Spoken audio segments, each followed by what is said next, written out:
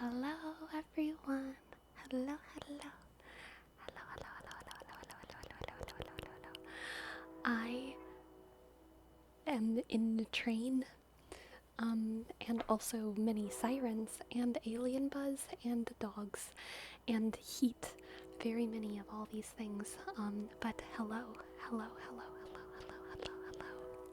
I hope that you're all doing well today. Hello, hello, hello. I am so like hyper today. Like excited to be here. I'm so excited to be here. I hope you're all having a wonderful day. I'm like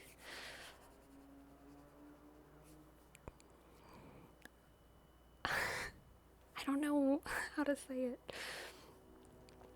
I'm like high on like cantaloupe and caffeine right now. I have so much sugar in my system and also caffeine. I'm feeling dangerous. I'm feeling dangerous. I don't have the jitters. I'm feeling the spirit. I am like the divine life force of earth, the breath of creation. I feel that I have breathed it in. I am a vessel for things I know not of. I am a vessel for things I know not of, and I am here tonight to tingle it all into your brains, to tingle it all into your brains.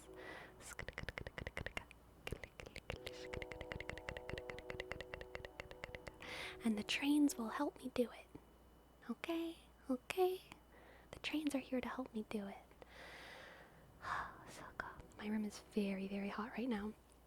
I'm wearing like a shawl because I wanted to wear a tank top, but I didn't want to show my shoulders. You know, one day we'll get there, okay? One day I'll be brave enough to show my shoulders on stream. I'm not there today. But this shawl is like very flowy, so it's like slightly less hot than if I were to just wear like a full shirt. So that's my feeling. That's my feeling. Oh my goodness, and thank you so much for the Kofi dono. Thank you so much for the Kofi dono.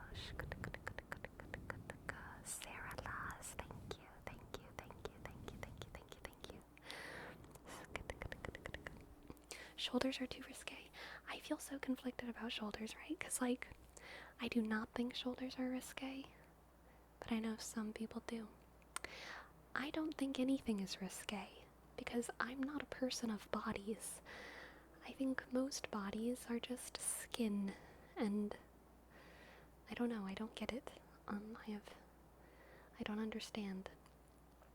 But that's neither here nor there. That's neither here nor there.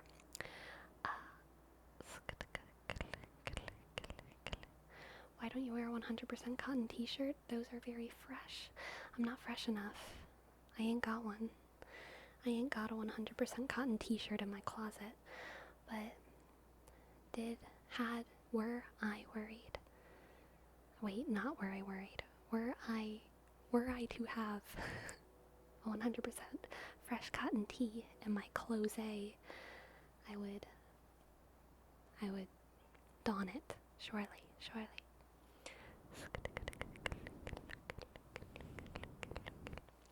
I feel like most people don't think shoulders are risque unless we go back in time. I agree.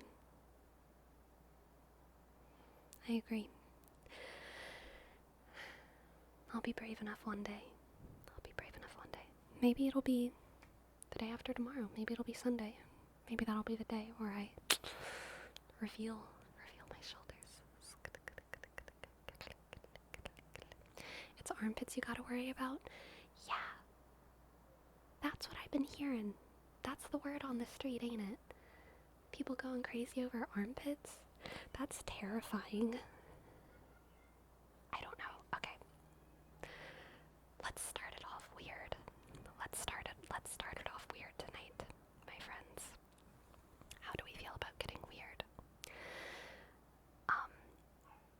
I don't know what it's like to be a boy going through puberty whenever you're in high school or middle school or whatever. But as a girl, I feel that there is at least for me and for people that I was friends with, there's like a lot of shyness about like armpits because you have to start shaving them, right? And it's like, it's kind of embarrassing to have to start shaving your armpits whenever you're a girl and you're like, I don't even know what age I guess it probably just changes, but I don't remember, I truly do not remember when I started shaving my armpits. But,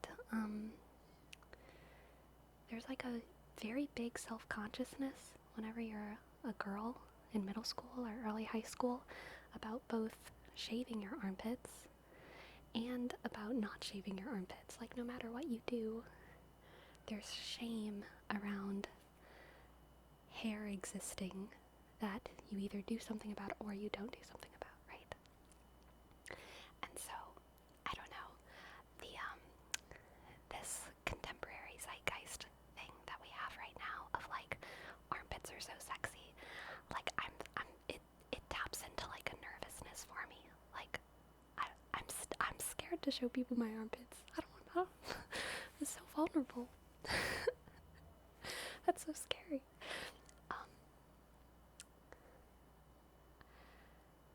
But also, like, I don't know. I think it's kind of stupid to be scared about that kind of thing. Body shame is like so weird whenever you're in middle school and early high school. I feel like all of us, I mean, definitely women have so much shame around puberty, feeling your body change, and not just like seeing your body change, but like all of the pain involved in puberty for girls is like traumatic, you know, it's like scary.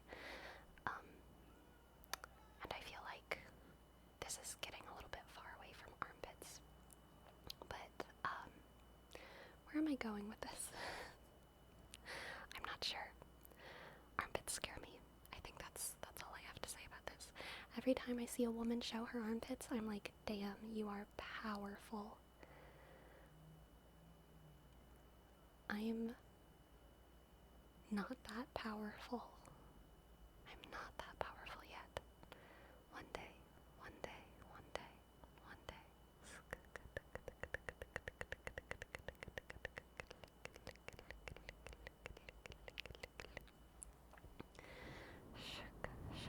Didn't you have a 3-card reading? I do. I should. TF Colton, let's see. It says that the redeems are up and running. When I check the queue, if it's not working, you might just need to refresh the stream. I know sometimes weird stuff like that happens. Is it on your end, the people shouting? Probably. Honestly, and this applies whenever I'm in phone calls as well. I'm usually pretty hyper-focused on what I'm talking about. To the point that like while I'm talking, it's hard for me to pay attention to like the sounds that I'm hearing.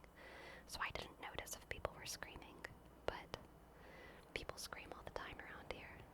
There's all kinds of scary things happening.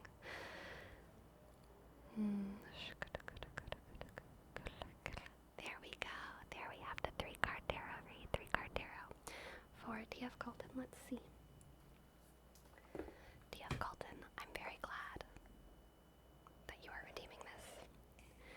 Because, as I said at the beginning of the stream, I am tapped in today. I feel tapped in to the life force. Destructicon kun. Don't unpause it, leave it paused.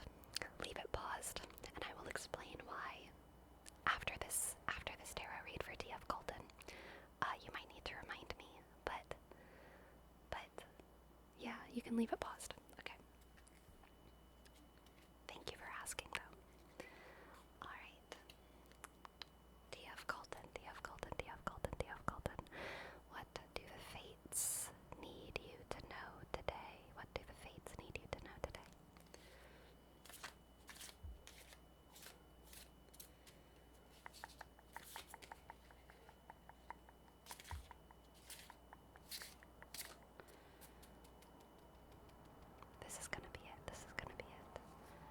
No, no, no, no, no. No, no, no, no, no. It's not. One more shuffle. This is gonna be it.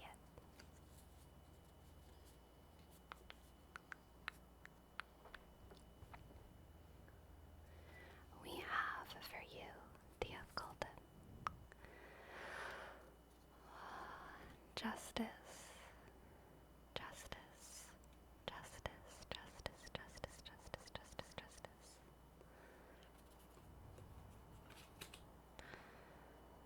Ooh, the Five of Wands. Interesting. The Five of Wands and Justice. Interesting. Interesting. Interesting. And last we have the Two of Swords. Interesting. Okay. TF Colton. This is all about conflict. This is all about conflict. Definitely. And it's hard for me to tell. Let's see if this is about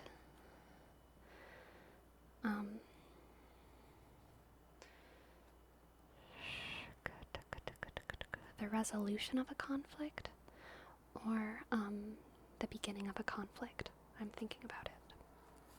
Let's see. So, justice. I think I need to pull another card to clarify what justice is saying here, because in my head I'm thinking, justice is usually about sort of arbiting some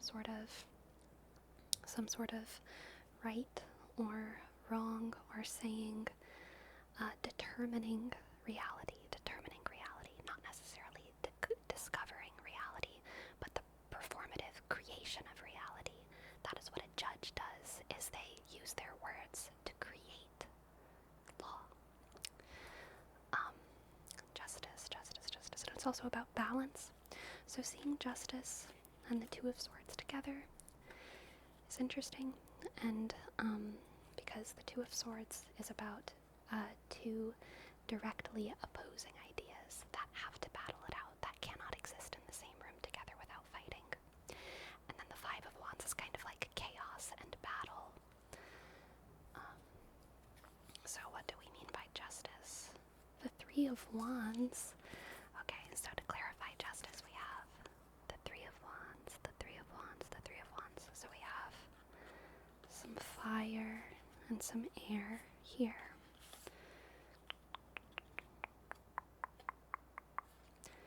I'm thinking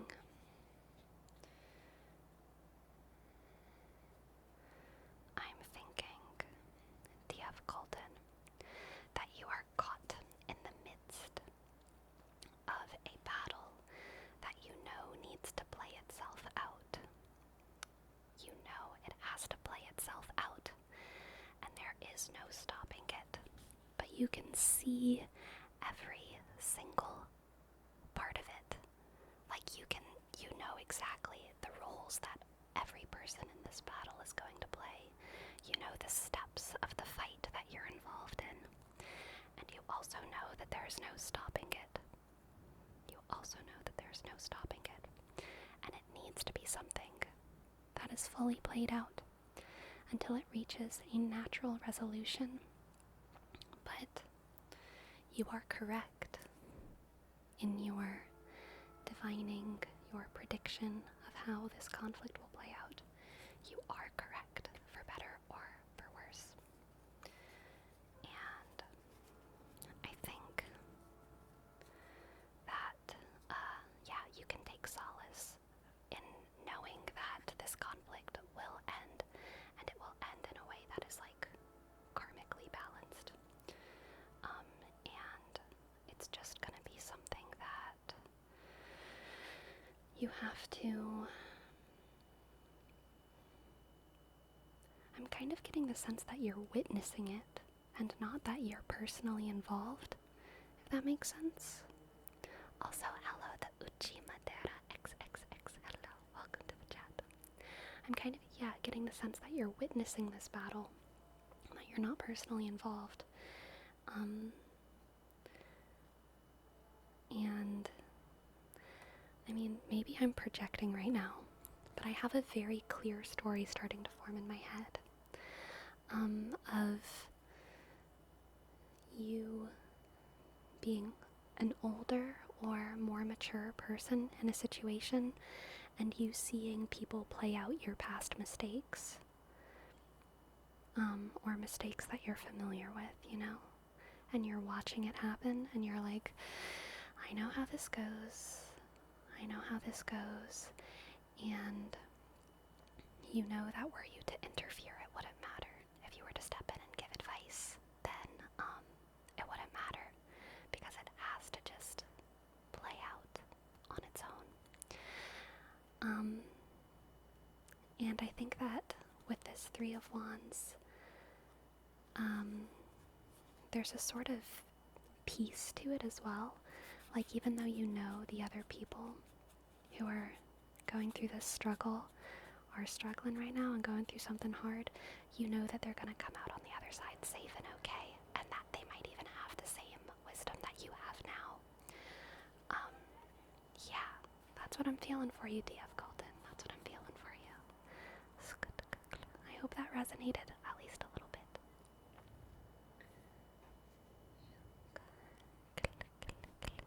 Ultra, you love the Justice card. I almost never pull Justice. It's very, very rare for me to pull. I was a little bit caught off guard by it, honestly, because it almost never comes up for me. You're very welcome, DF Golden. You're very welcome.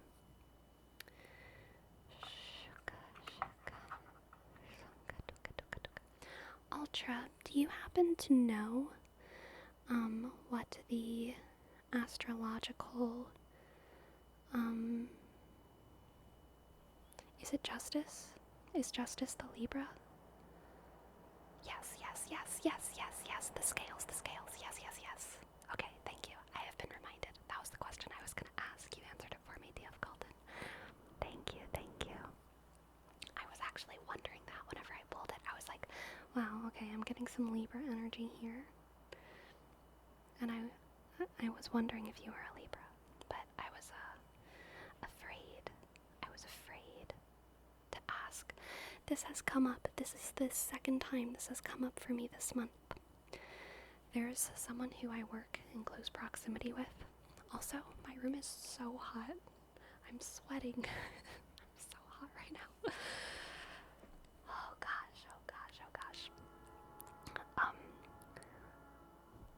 What was I gonna say? Oh yes, this has come up for me like a couple times in the past week. Sorry, I messed up. This has come up for me more than once in like the past month. There's someone who I work in close proximity with who I knew as soon as I saw them. I knew that they were a Pisces. And I didn't tell them. And it made me so sad whenever I overheard them talking to someone else. I overheard them talking to someone else. And they were talking about how they were a Pisces. And then it felt like I couldn't guess it anymore because I knew objectively. And so later that day I told them, hey, I really wanted to guess that you were a Pisces. But now I can't guess because I overheard you tell someone that you were a Pisces. I'm sorry that I didn't guess you were a Pisces. I wasn't brave enough.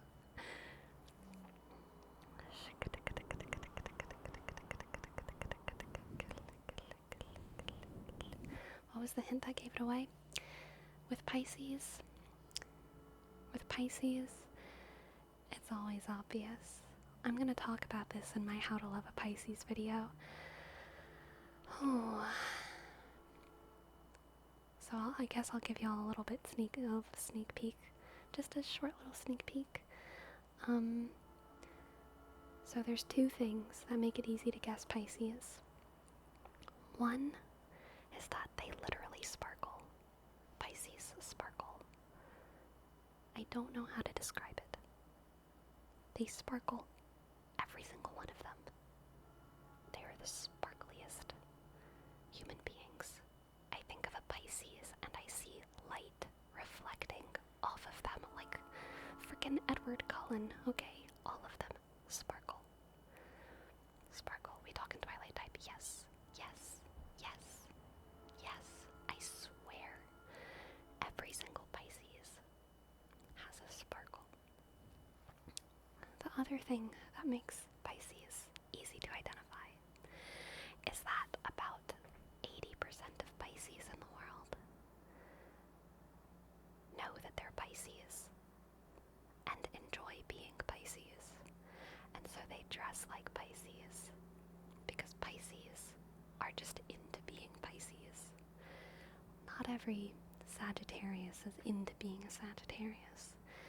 Certainly, Geminis are not all into being Geminis, but Pisces are into being Pisces. Almost all of them. Schwa, schwa, schwa, schwa, schwa, schwa. Thank you so much. Thank you so much. Thank you so much. Thank you so much. Thank you so much. Thank you so much for your sub. Thank you for your 3 months. Thank you.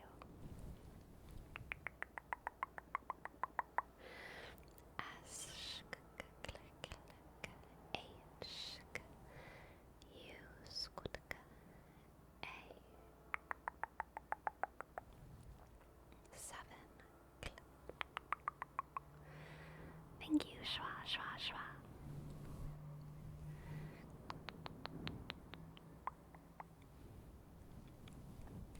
Pisces and Leo, that is a beautiful pairing right there. I have a take that, like, I don't know if this is a hot take in astrology. There's a hair in my mouth. Where's that? There it is. Okay. I don't know if this is a hot take because, I don't actually read a lot about astrology. I think a lot about archetypes, and I understand, like, the shape of astrology. Like, I understand what mutable and cardinal and fixed means, and what water and fire and earth and air mean. And I understand the planets and ideas about the signs, mostly from tarot, and also from kind of just projecting other mythologies onto all of these things. And like, I think I have a pretty, like, intuitive sense of archetypes, and everything that I say kind of just comes from that. But I don't, like, read horoscopes, and I don't really read, like, what it means when so-and-so has a moon in Taurus. I just think about it, and I make decisions about what it might mean.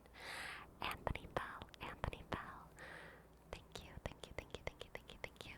Hello, hello. I hope that you've had a good day. I hope that work has been good and gentle for you.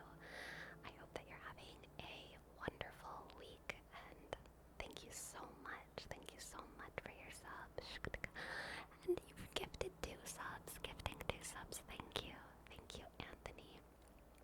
A shk an gl d gl h sk o gl an g g g y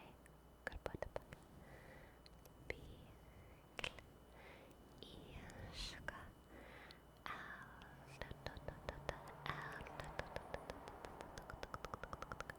Thank you so much, Anthony.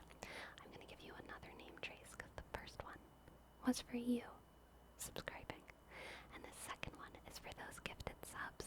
Thank you, thank you, thank you.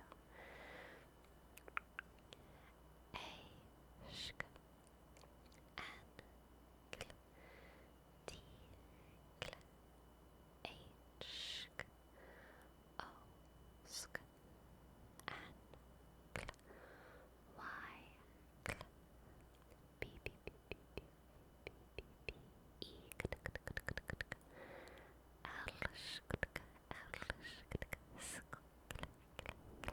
Thank you so much, Anthony. What was I saying?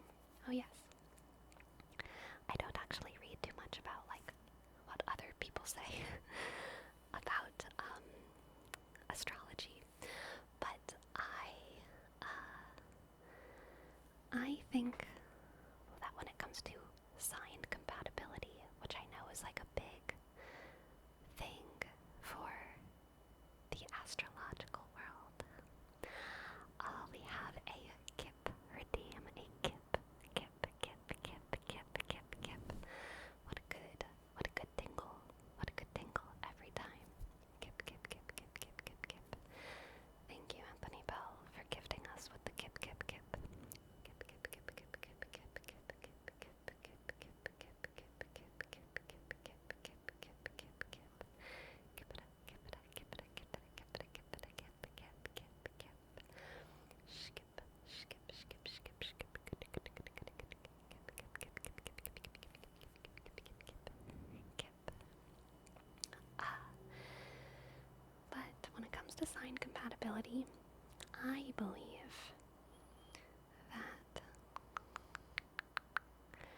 believe that all of the signs are compatible whenever they are at their most evolved state, and that none of the signs are compatible whenever they're at their least evolved state. Yeah. And I think that the different signs can probably become compatible or lose compatibility at different maturity levels, at different levels of evolution within the individual. But at their most evolved, I think that any sign can be compatible with any other sign. And at their least evolved, I think that none of them can be compatible. Can I download you to get your own reading? Sure. I'll do that. I don't know how much. You can decide. Okay. Yeah. I'm okay with that. Thank you. Thank you for asking. Leo and Pisces, fire and water, extrovert and introvert. Yeah, they're very polar with this, which is, it can be an opposites attract thing. It's also very aesthetically, I would say, balanced, because you could think of it as, holy shit, what the TF Colton? Oh my god, I did not expect that. Oh my gosh, TF Colton. That, 6,000, thank you. Okay. Thank you. Oh my gosh. Thank you. Let's get on that. I will finish saying, for Silent Wolf, thank you for gifting a sub. Thank you for gifting a sub to Lemon Lands. Thank you.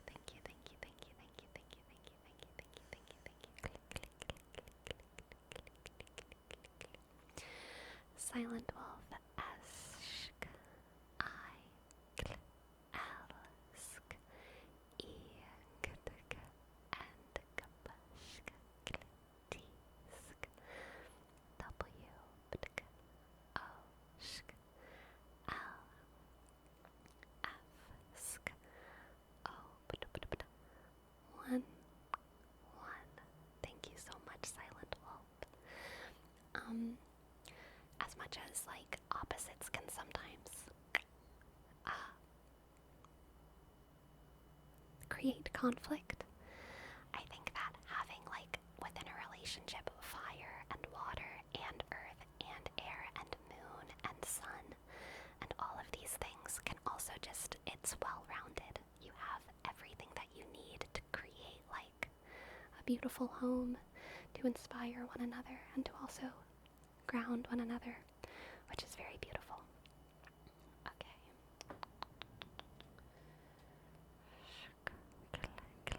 Thank you, Carly Burnett, for spreading the love, spreading the love, spreading the love, spreading the love, spreading the love, spreading the love, spreading the love, spreading the love, spreading the love, spreading the love. Okay, universe.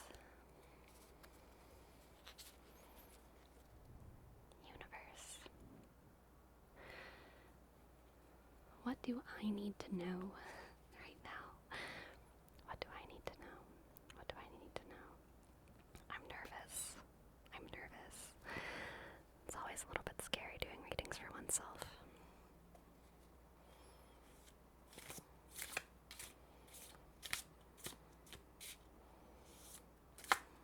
God, I'm so nervous.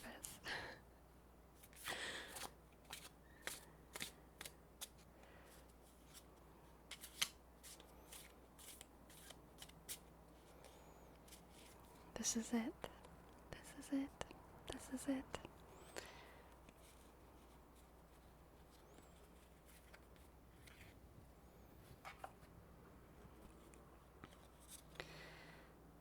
Oof.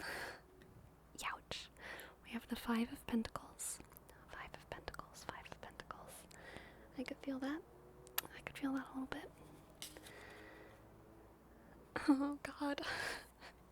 The Knight of Wands. The Knight of Wands.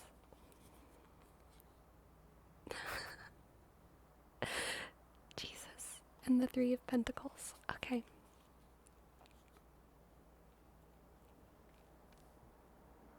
This is embarrassing because I know exactly what it means. I know exactly what it means. I've had too much sugar today. Wait, that's not what the reading means. That's just me talking. I've had too much sugar today. I'm afraid that I'm going to say things I shouldn't. But what I think this means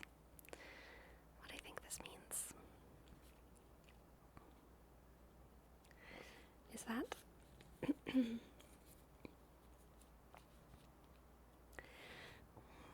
I think this means that I am going to make sacrifices, or not make sacrifices exactly, but that I'm going to expend resources that I think I'm going to expend resources because I am being charmed by someone, and that then I will have to grind a little bit in order to recuperate my losses. That is what I see here. That is what I see here. I see that for someone who is charming me, who may or may not be worthy of my resources, I think I'm going to give a little bit too much to them, and it's probably going to be fun because they're a Knight of Wands. They're going to be charming. That's their whole thing. And then I don't know how that's going to end, but either way, afterwards I'm going to have to do a little bit of grinding. I'm going to have to do a little bit of the rise and grind. I'm going to have to do a little bit of the rise and grind. That is what I see in this reading.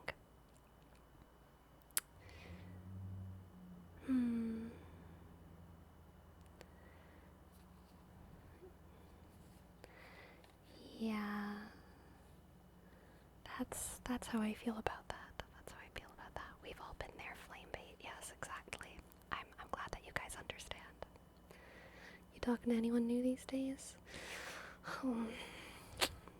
Y'all know how it is. Everyone's new and everyone's old. It's just a crazy world out there. Crazy world. I'm so hot right now. I'm melting. I'm melting. I'm melting.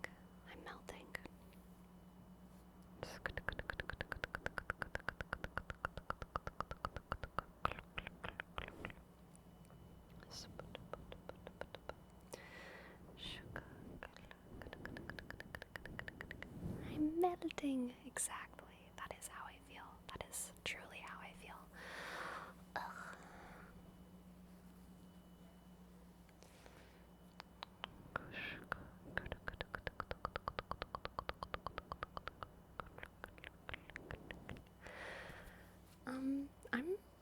I'm just so happy to be here right now.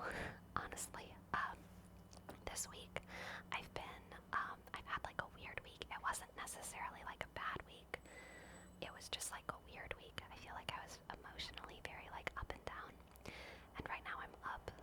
So maybe the weirdness isn't at an end, but just at a high. But either way, I am just so happy to be here. Well, thanks for the self-read. It's very entertaining to see. I'm glad it's entertaining. It's a little bit vulnerable, but I don't mind.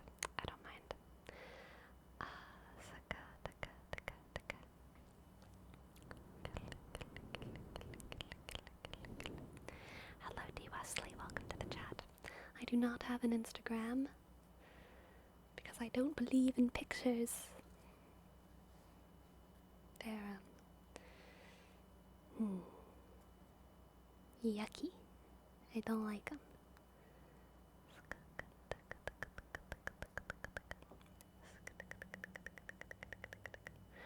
You from? Yes, I am from. Thank you for asking. Thank you for asking. You're a series of pictures right now. I know, series of pictures are so much better. So much better. Let me tell ya. Let me tell ya.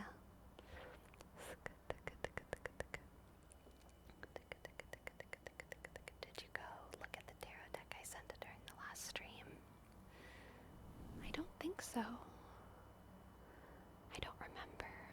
I don't remember.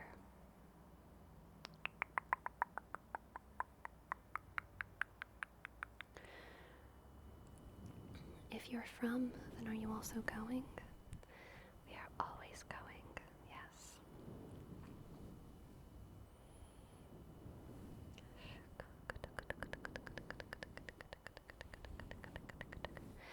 I have a question. I have a question for the chat. I have a question. What do you guys think is the most suspicious art form?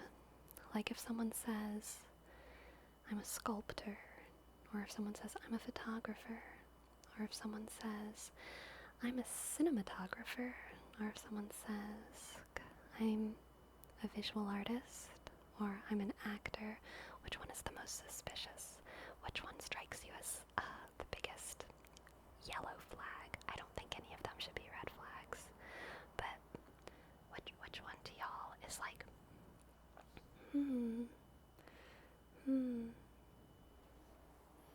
taxidermist.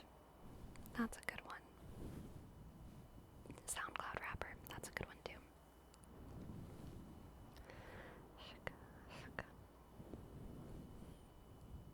Ooh, producer. Are producers artists? Honest question. Are there producers in the chat? And do you consider yourself an artist? Bassist, serial warrior, you're so right. Bass players? I take it back. That one's a red flag. Bass players. Red flag. Red flag.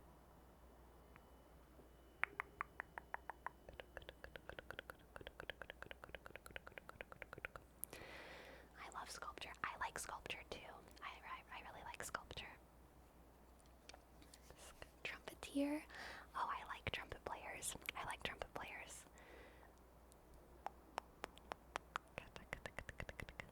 My father was a bass player.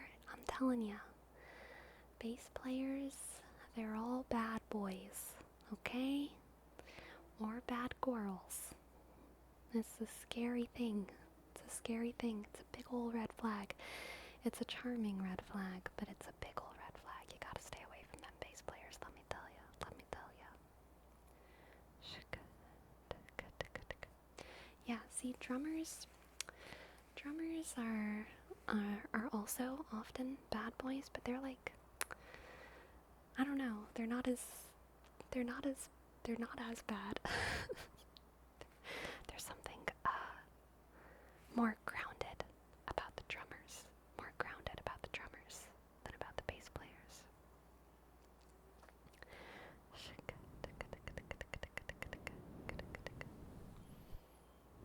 Trumpeters have a bad rap. I agree. Trumpeters are Gryffindors, okay? Your trumpet players, they're Gryffindors. And they're also Leos. They're not literally all Leos, obviously, but like, it's a very similar energy.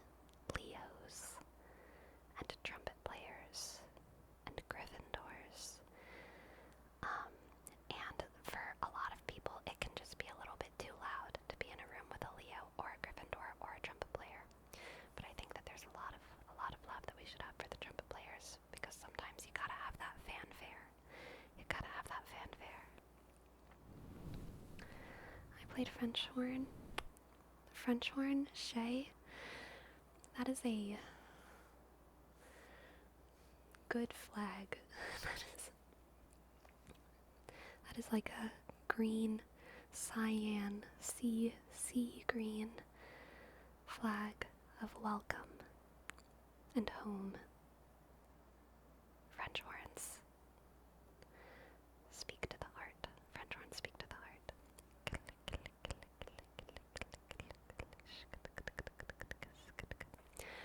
And I'm a Gryffindor. I'm telling you, Shay. I'm telling you, the horn players.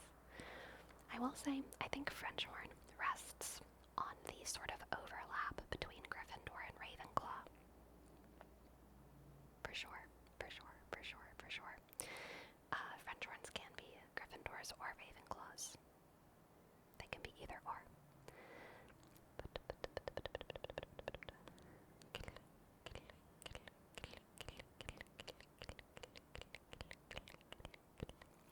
And for archer, we have a word repetition. Archer, archer, archer, archer, archer, archer, archer, archer, archer, archer, archer, archer. Archer, archer, archer, archer, archer, archer, archer, archer.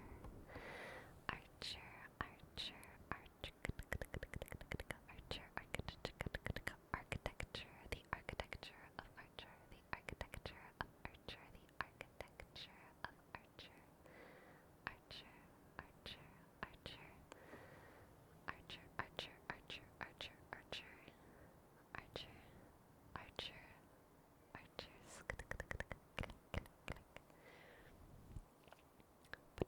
French horns are beautiful, but let me tell you, when you're under 5'3", yes, trying to look the giant 3Ks block. Yep, I feel that. I'm not under 5'3". I think I'm 5'5", but like saxophone, oh boy, it was a lot. I have memories of in elementary school, so like being a tiny little human, so definitely under 5'5", probably like 5 foot at this time, having my backpack full of books, because at my elementary school we didn't have lockers, so we had backpacks full of books, and I would have my cross-country bag slung over one shoulder, and I would have my music bag slung over a shoulder like this, which just had my music books in it, and then I guess in this hand, the opposite side to my cross-country bag, I was holding my saxophone, and I was like walking around. No, it's not good for any child to be in I don't know how many pounds I was holding on my body, but too many pounds of books and music.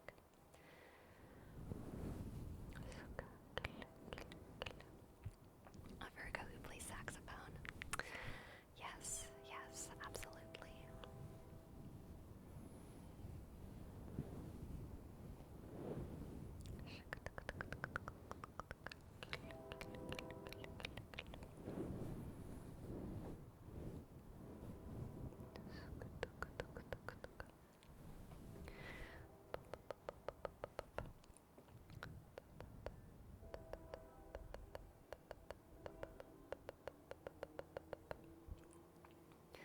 You should go for bodybuilding after carrying so much weight.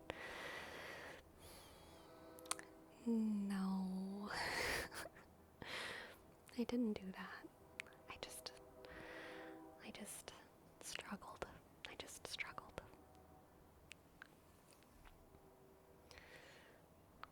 Oh, nice, Shay. Piano, saxophone, and bass guitar. That's amazing.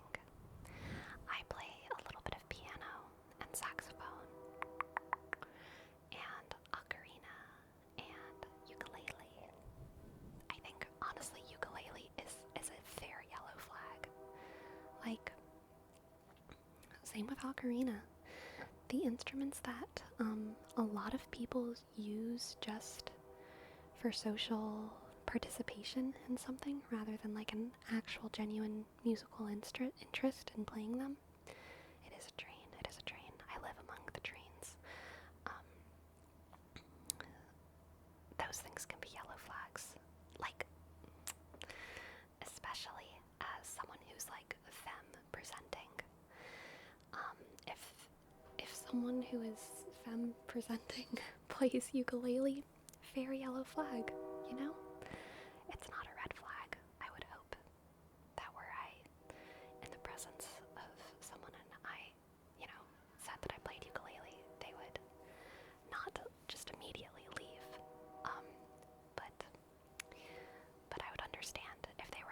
Hmm. So when did you start playing? What kind of songs do you play? Hmm. Do you play often? What's up with that? What's up with that? It's a fair line of questioning. It's a fair line of questioning.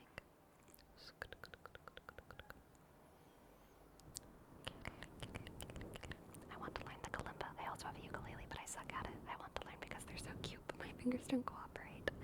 Yeah, it can be hard. It can be hard at the beginning.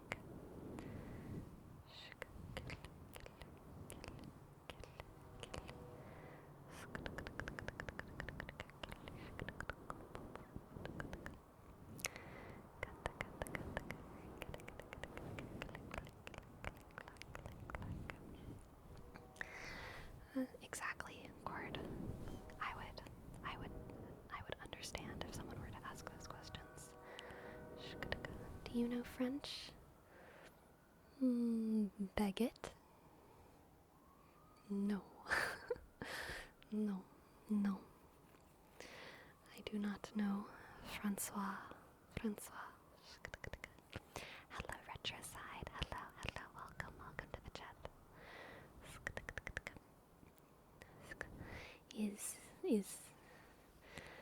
Is mayonnaise a French? I don't know. Well, you know what I do know though is I know Lafayette in Hamilton. Oui, oui, mon ami, je m'appelle Lafayette. C'est Lancelot of the Revolutionnaire set. I came from afar just to say bonsoir, tell the king as étoile who's the best, c'est moi. Oui, oui, mon ami, je m'appelle Lafayette, de Lancelot of the Revolutionnaire set. I came from afar just to say bonsoir, tell the king as étoile who's the best, c'est moi. Bra, bra. I am Hercules Mulligan up in 11 yes, I heard your mother say come again. Look up your daughters and horses, of course, it's hard to always comes back to Hamilton. It's true. It's true. All roads lead to Rome, and all words lead to Hamilton. Hamilton. Hamilton. Hamilton. Hamilton. Is mayonnaise a fruit of the spirit? Oh yes, Hjiighh. That is an excellent joke. That is an excellent joke. Yes, thank you. Mr. Big, thank you so much for your sub. Thank you, thank you, thank you. Thank you, thank you. I am honored. I am honored for your first sub. Thank you, thank you, thank you, thank you, thank you, thank you, thank you, thank you, thank you, thank you.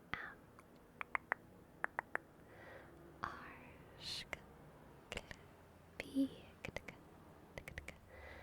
I G B L.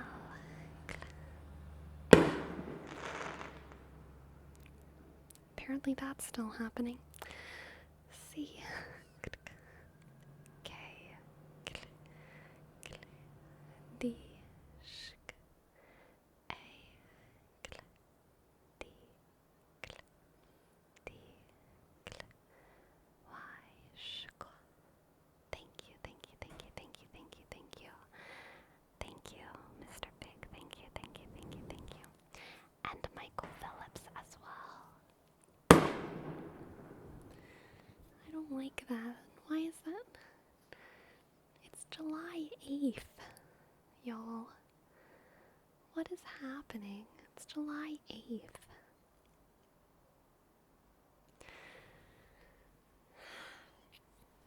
Unpleasant. Unpleasant. Alright. Michael Phillips, thank you so much for your sub. I'm going to give you a name trace and then we're going to do a tarot read for Flamebait.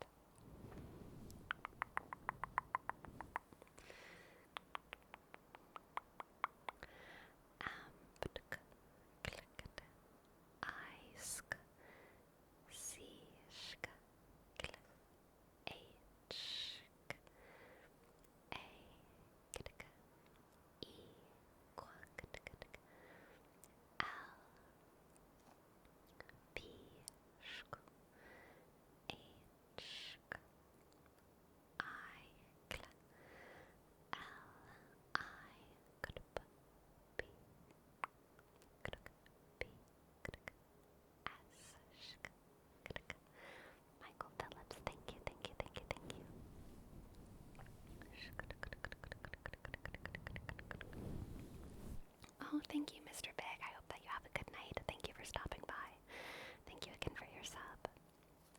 Alright, flame bait. What do the cards have for you? Flame bait, flame bait, flame bait, flame bait, flame bait, flame bait, flame bait, flame bait, flame bait.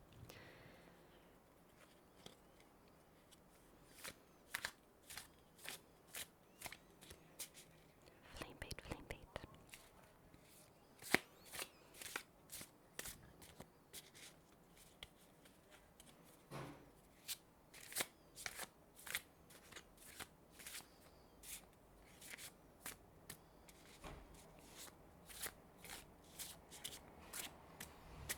This is it, this is it.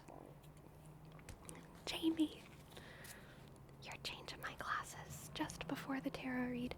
This is actually perfect because I think this is spirit, the divine spirit, saying that there is something in the cards. There is something in the cards that I can only see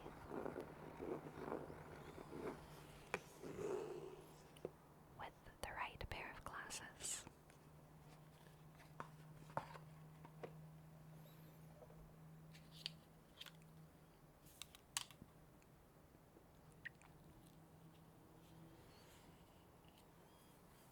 Oh wait, there's a big ol' smudge. There's a big ol' smudge.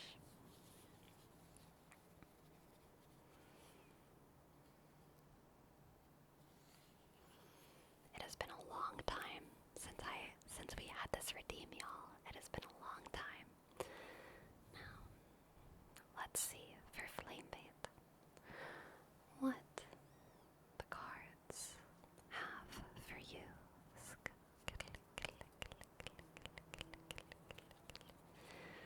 Flame bait, flame bait, flame bait, flame bait, flame bait, flame bait, flame bait, flame bait, flame bait, flame bait, flame bait.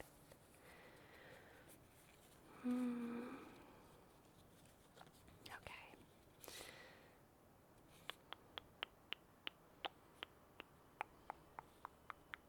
Interesting. Interesting, interesting. We have the Two of Swords, which again is sort of direct confrontation, conflict. We have the Seven of Wands, which is victory, victory, victory. And the Ten of Swords, which is the end of a journey, the end of a journey.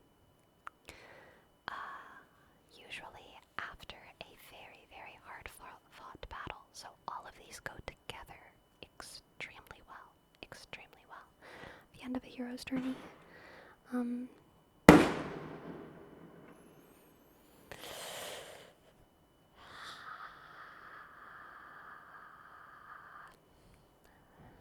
don't like it.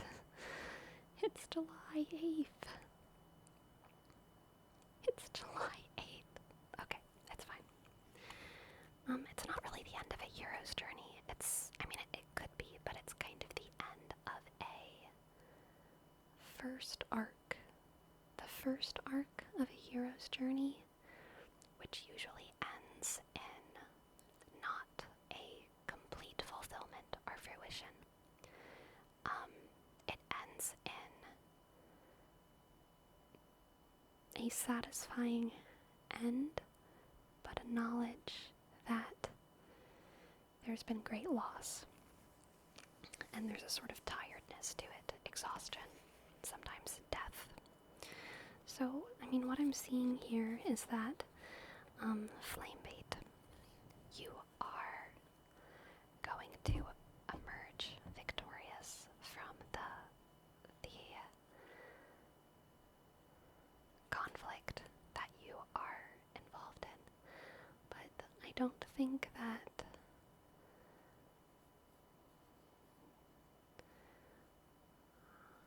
even though it's satisfying to come out on top as the victor, I think you wish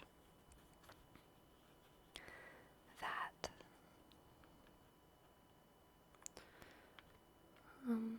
you didn't have to be, because I think that you recognize you're caught in a conflict, flame bait, where you recognize that there has to be a winner and there has to be a loser. And that's a painful place to be, because you know you can win, but you know that the price of you winning is losing the other person.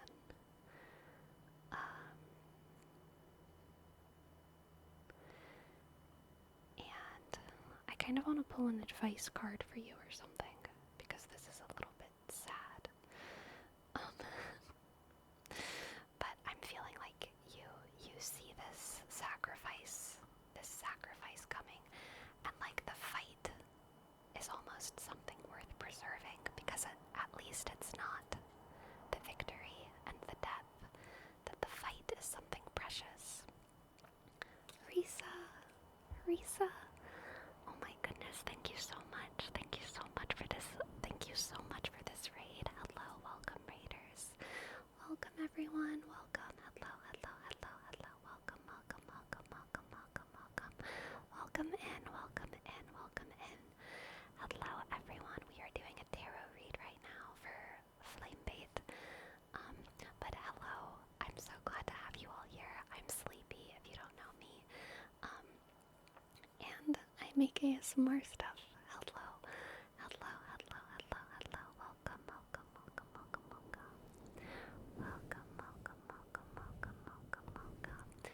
Welcome. And Teresa, thank you so much for sharing your community. I hope that you had a good stream. I hope that you had an excellent stream. Hello, welcome. So good to see you. So good. Thank you so much for this generous raid. Alright, I'm going to pull another card, one more card from Flame Bait, for Flame Bait, to hopefully give them a little bit of advice on this situation that they're in. Okay, so we have the Five of Swords. Your advice card is the Five of Swords, which is also a little bit sad. But I'm feeling from this, the Five of Swords is kind of about control, and control leading to distortion, the distortion of a circumstance. So maybe what the advice here is to recognize, yeah, I think that's what it is. Flame Bait, I think that you are being called to recognize what aspects of this situation you're trying to control, because if you recognize the things that you can let go of the control over, then you might be able to avoid being responsible for the other party's suffering, which if you try too hard to control this situation, I think they're going to end up being more hurt than if you abdicate a little bit of control over the situation to them, or just to the universe, to recognize what you can't control. It might help to avoid some of this pain. I hope that was an okay reading. I hope that resonated a little bit. Sending you the best of vibes. Sending you good vibes.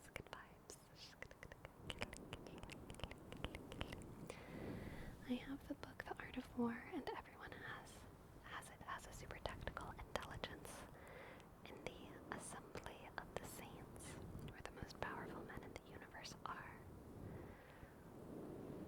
Wait, I need to read that again. What? I have the book The Art of War, yes, and everyone has it as a super tactical intelligence in the assembly of the saints, where the most powerful men in the universe are. Those are silly words, stupidly wrong.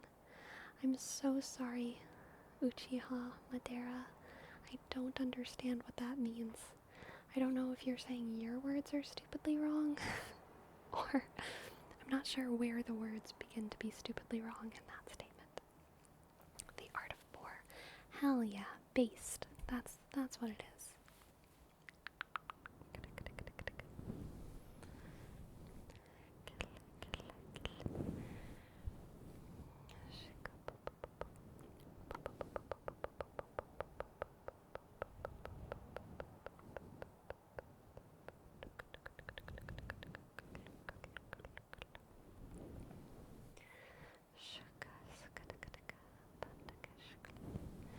To God, all human wisdom is foolishness. Yes. Delightful foolishness. Delightful foolishness. Delightful foolishness. In the Corpus Hermeticum,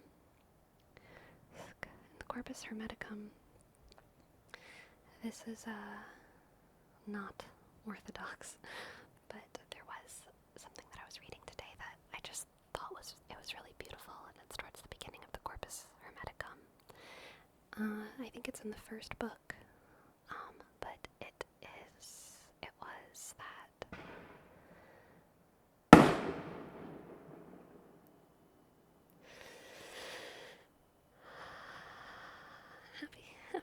Happy July 8th, everyone. Happy July 8th, everyone. That our words and our thoughts, no, our actions and our thoughts and our bodies are the word of God, but our soul is the mind of God. Something like that. And I was like, whoa, okay, Corpus Hermeticum. Thanks for planting that seed in my head. I'm gonna be thinking about that for like a week. Do you think that God has a silly sense of humor? Absolutely. Oh my God. Okay, I love being humbled by the universe. Also by humans. Oh my God, there's so much delight to be found. Oh, there's gonna be another. I'm so sorry. There's so much delight to be had once you realize that whenever you get embarrassed or whenever really embarrassing things happen to you, or I don't know, it's kind of hard to apply this in every aspect of your life, but I found in my life that everything got a lot happier whenever I started understanding twists and turns in my day-to-day life, whenever I started understanding those as little fun pranks by God.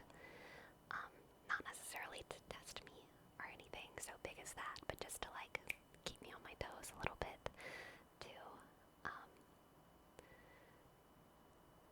just remind me, I guess, that I'm a dumb little human and that I should not have ever too big of a head. But yeah, a lot of the times whenever little bad things happen, it's just okay, God is playing a prank. Let's play back, which I think can be fun, a fun attitude. And also, always having an attitude of gratitude.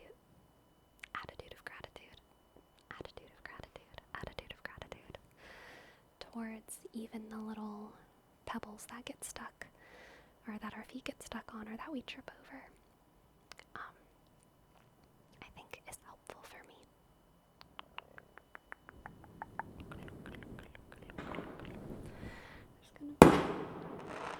I'm so sorry for these. I'm so sorry. This is not supposed to happen. Why is this happening on July 8th? It's horrible. Also, hello, Elephant Nut. Welcome to the chat. Welcome.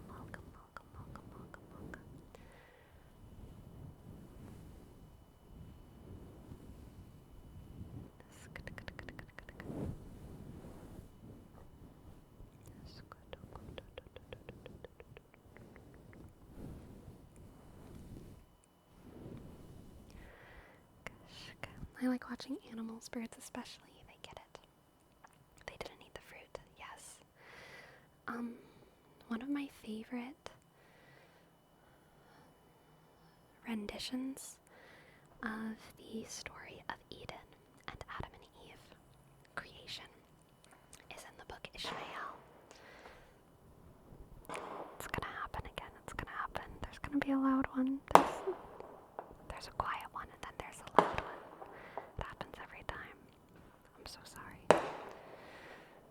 Oh, I can see them though. They're kind of pretty. Okay, cool. Not that cool. Just a little cool. Is in the book Ishmael by Daniel Quinn. He tells the story of creation in a sort of, he starts the story as if it's not the Christian story, but then it becomes the Christian story, which is really interesting. But he talks about many gods, a pantheon of gods, creating the world and creating all of the animals. And the different gods tend to favor different animals. And so some gods really love the cicadas, and some gods really love the leopards. Some gods love the sands. Some gods love the oceans. Some gods love the mountains, etc., etc.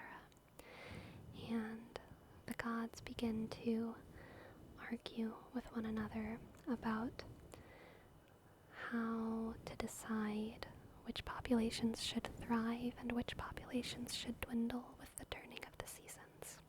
How do we know when the cicadas should be eating most of the grain? How do we know when the bugs should be dwindling so that the grain can thrive and cover the earth? How do we know whenever these things should cycle? Who should live and who should die, and how do we decide? And then eventually the gods, the pantheon of gods, discovers the tree of the knowledge of good and evil, and it has apples. And those apples only work for the gods. And when the gods eat those apples, they know because they are gods, who should live and who should die, which populations should thrive and which populations should dwindle. And that tree and the fruit of that tree only works for the gods. And man, in its early state, is running around the world. And the gods, because they know how smart man is the smartest thing they've created. They know that if man were to eat the fruit of the knowledge of good and evil, that man would think. They knew who should live and who should die. But they are not gods, so the apple wouldn't work for them. And because the apple wouldn't work for them, the gods know that were man to eat the apple and think that they knew who should live and who should die, it would inevitably end in humanity destroying itself, in humanity making a series of bad decisions based in pride and hubris that would lead to the destruction of man's own race. And so the gods tell man, you can have everything in this garden, but do not eat the fruit of the knowledge of good and evil, because if you eat it, you will die.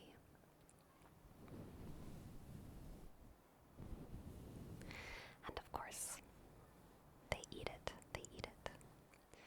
And then man thinks that they know. I get shivers just thinking about it. I love that rendition. I love that story so much. I love that. It's so good.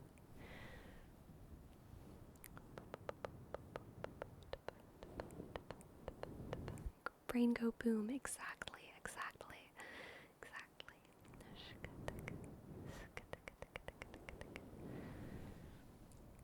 So apple being America's staple is good or bad? I mean, I love a good apple. Not gonna lie. I think I've had 4 apples today. I love apples. They are small apples.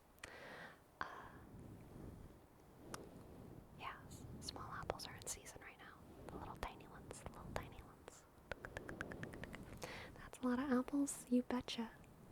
You betcha. Is it a story or a belief system? What's the difference?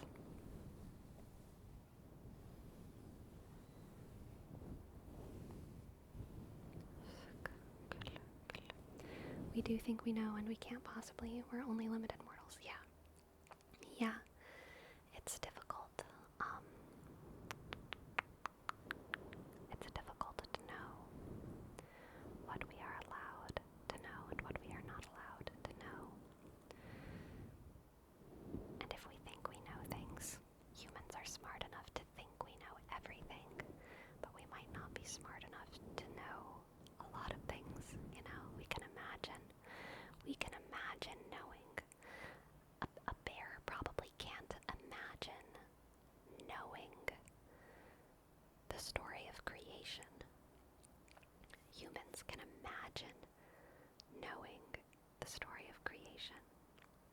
And so many of us think that we know it because we can imagine knowing it. But I think to believe that we actually know it is probably hubris and probably pride and goes past the limits of our intelligence. And yeah, it's just something that's not for us, not for us.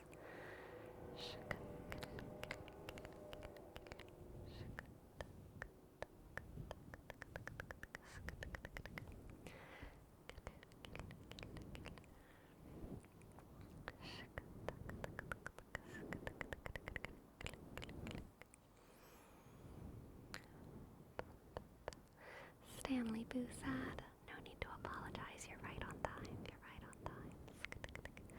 Sleepy Katie, oh my goodness. A fellow sleepy, hello, welcome to the chat. A sister, welcome.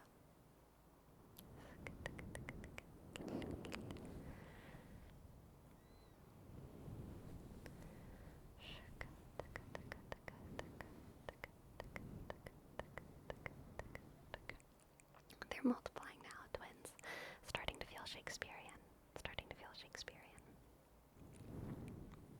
I think one of my favorite moments, 12th night, is, I don't know if I'm totally committed to the idea that 12th night is my favorite Shakespeare play, but I think it's like, it might be. I love 12th night so much. But, one of my favorite moments in all of Shakespeare is when, Sebastian and Viola, I think it's when, okay, so Olivia is in love with Viola, who's dressing as a man, and Olivia finds Sebastian, Viola's twin brother, and they're in the same room, and she just, whenever she realizes that there's two of them, she's like, there's two of them, and it's just a great moment. I love that moment. Fantastic Shakespeare moment.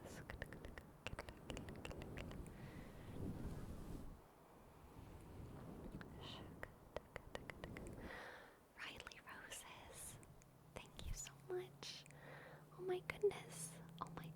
A Riley Rose raid. Welcome, raiders. Hello everyone.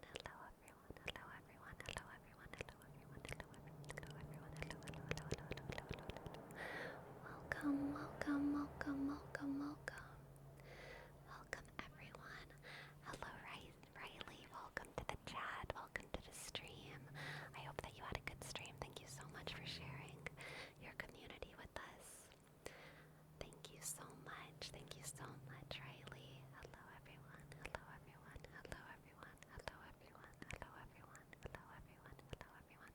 I hope that you're all having a good night.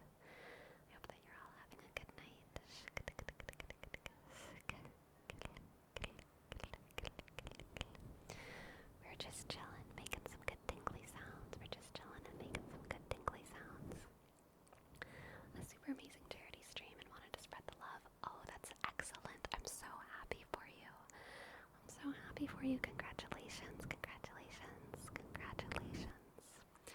Congratulations.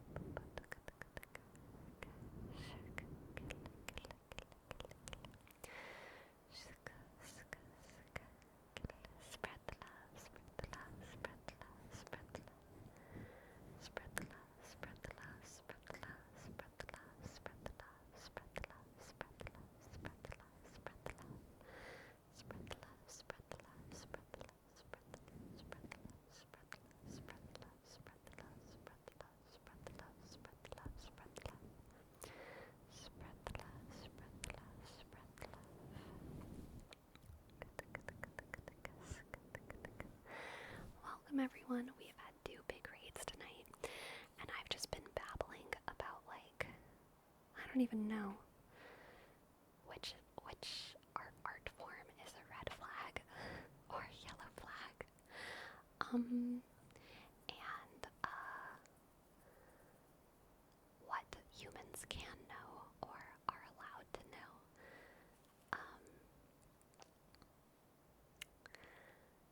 And I don't even know where I am anymore. And also there's some fireworks happening periodically. I don't know why. Because it's July 8th and that shouldn't be happening. But apparently some people are just feeling rowdy tonight. I guess because it's Friday. Maybe that's why.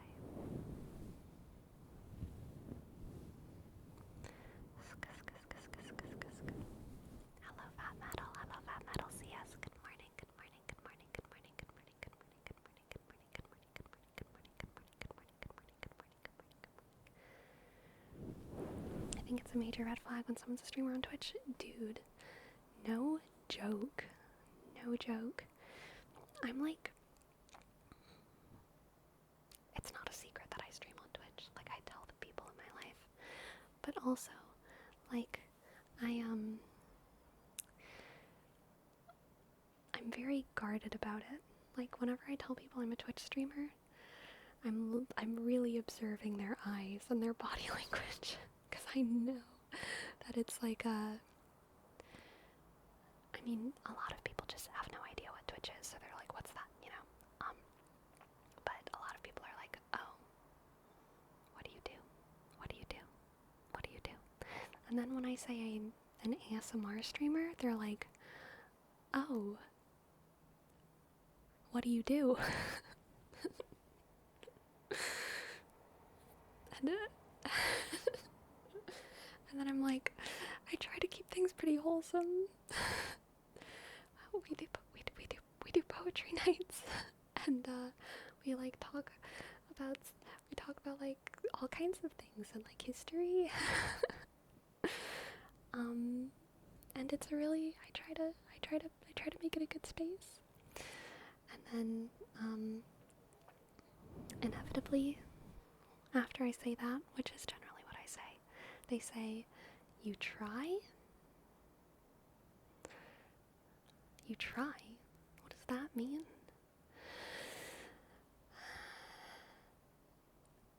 And I'm gonna tell y'all the truth of what I say in response, because it is the truth of my life. The truth is, sometimes I don't realize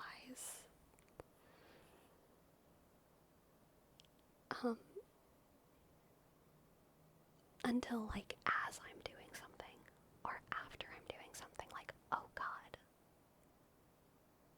was that sexual? Right? Like, I'm never intending to do that. Never, ever, ever, ever, ever, ever. But it's freaking hard to know sometimes. Like, whenever you're live and you're just like responding to chat and like you're just talking to people and like you have a sense of humor. And it's like, yeah, I try to keep things wholesome, but sometimes I am making a joke and then I'm like, oh gosh, darn it. Did I just dom someone? That wasn't my intent. I don't want to do that. It's difficult. It's difficult to understand whenever you're doing shit. But we try. We do try.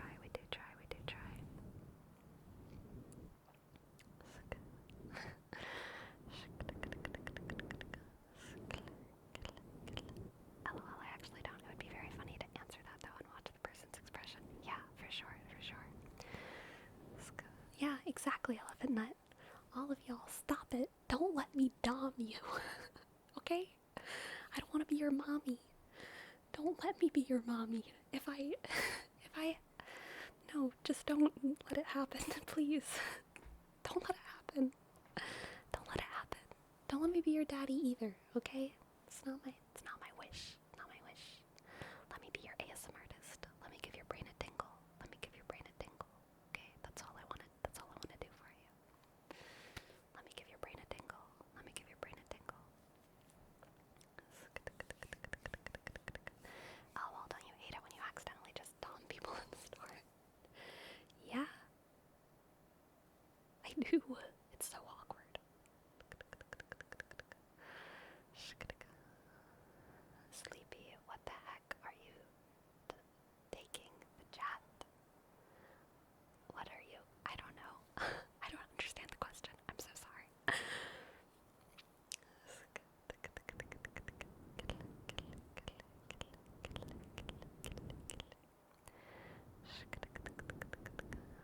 Thank you, Sarah.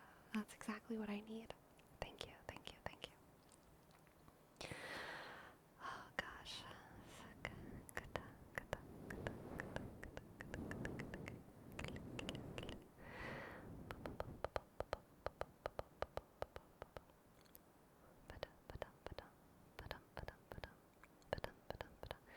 Head empty, only tingles. Tingle, tingle, tingle, tingle, tingle, tingle, tingle, tingle, tingle, tingle, tingle, tingle, tingle. Shik, clack, clack, clack, clack, clack. Shik, shik, shik, shik. I don't even know how to dom people. I don't know if I do it, if I don't, etc. It's so hard to know, like, when are you just being assertive in a situation, and when is someone reading into it some sort of, like, dominance that you have?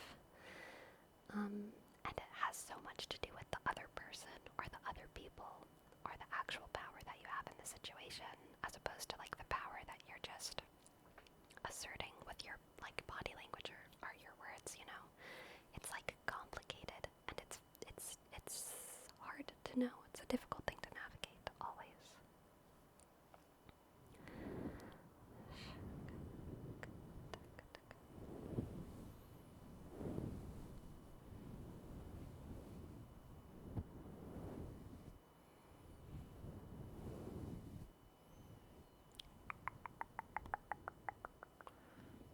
I don't think anyone sees me as having power. I'm too chaotic and childlike. Yeah, that's fair. I think there's like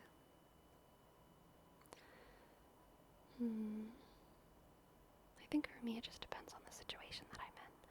I feel like I used to be a lot more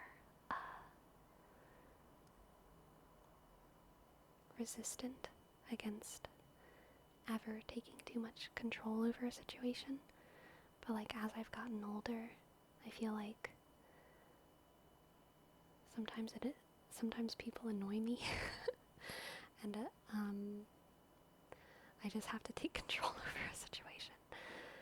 And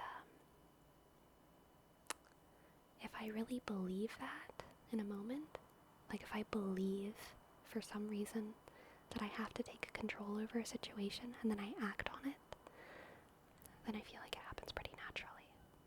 Like, and people would like listen. But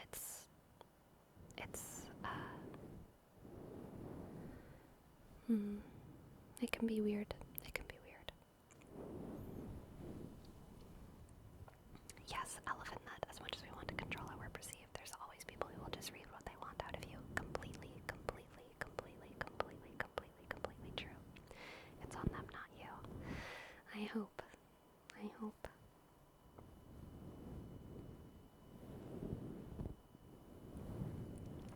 Yes, burned too many times by being too passive and someone taking the reins in a silly direction. Yeah, like, as much as a big relief it is for someone else to take the reins and to just, like, not be responsible for, like, whatever the heck is going on. At a certain point, you just gotta be like, okay, none of y'all are gonna take charge. I'm gonna take charge, because I know how to do it. I know how to do this thing. And y'all are gonna listen to me, okay? Y'all are gonna listen. So, do this. Do that. Do this, do that, do this, do that, do this, do that, do this, do that.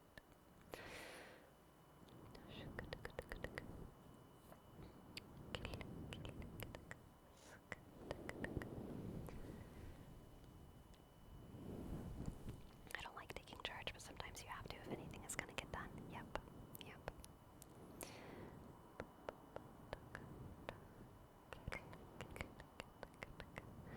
No one has ever taken charge of me, much to my detriment. I'm so sorry. Princess Diana, I'm so sorry. I actually broke up with my boyfriend yesterday because I was like, nope, this guy's a narcissist and he's going to try to ruin my life and I'm not allowing it. Shay, I'm so happy for you. Yes. I'm so happy for you. I'm so happy for you. Get that out of your life. I'm so happy for you.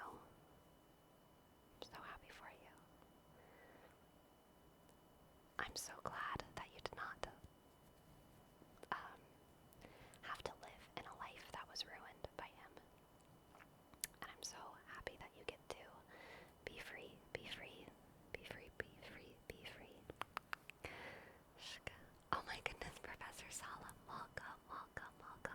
And it's no problem, no problem.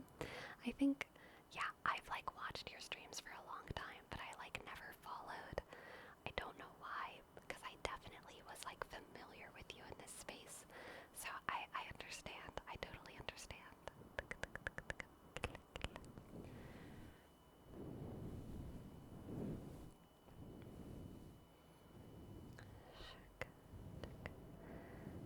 People don't realize how weak narcissists are, how easy it is to just say no and walk away.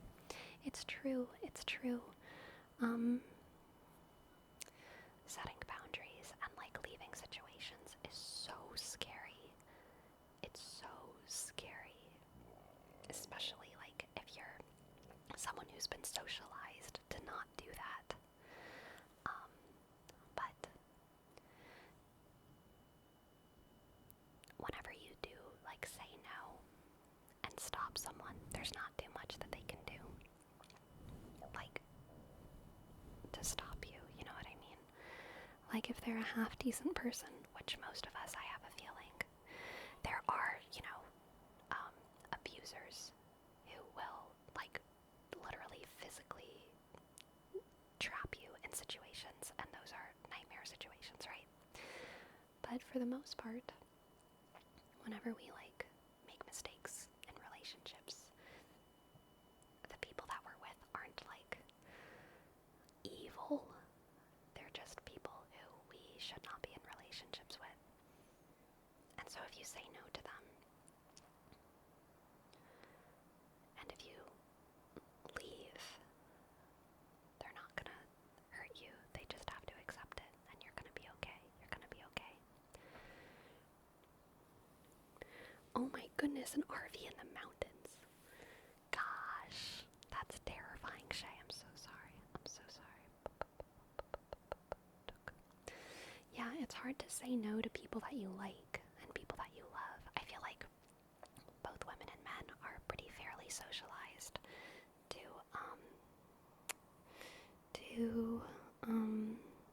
to fight back against clear aggressors, people that are like evil, or people who are attacking us, right? We know how to run away, we know how to scream, we know how to say, back off, no, no, no, no, no. But if we like someone, if someone is a friend of ours, if someone is a family member, if someone is a partner who we honestly have a crush on, but we're just like not ready for something yet, or we don't want to do something that they want to do, but we still want to be with them.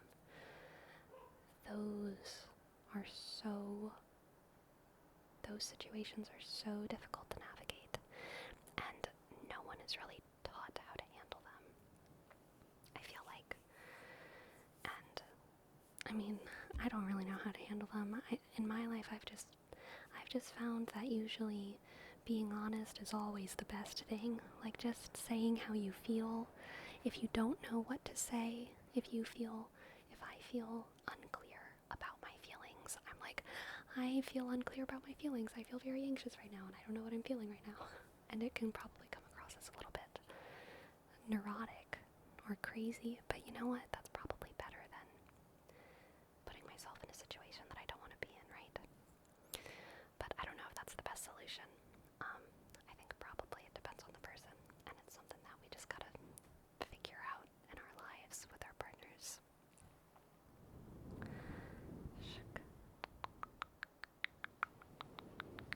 You have cat? Yes, I do. I love cat. Cat. She is on the floor right now. My room is extremely hot, and so she is laying on the floor on her back with her belly up, because that is the cool position.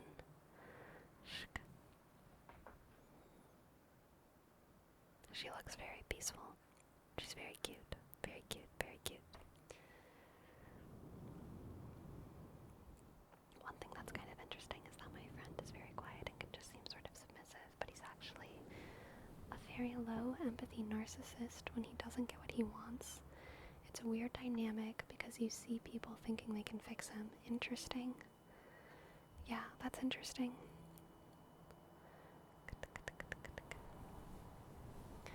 people are all kinds of ways, you know?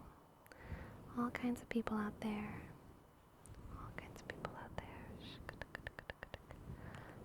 I can't stay because I'm worn out from vacuuming and doing my own show, but I'm glad to see you're doing great, Sleepy.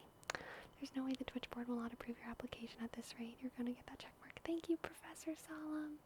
I appreciate it. I still ain't got no reply. It's been like a solid month now. I don't know what's happening. I don't know what's happening at Twitch Incorporated. But want me to phone up Jeff Bezos? Yes. Please. You got him on Prime? Good. Loud cars. The rage. Oh god, it's happening. It's happening.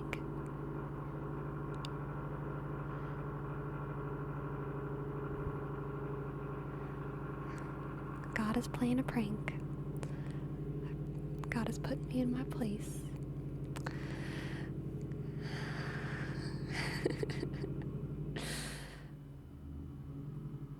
Thank you, thank you, thank you, thank you. Thank you for this. Thank you for this. Thank you for this. Thank you for this. Okay.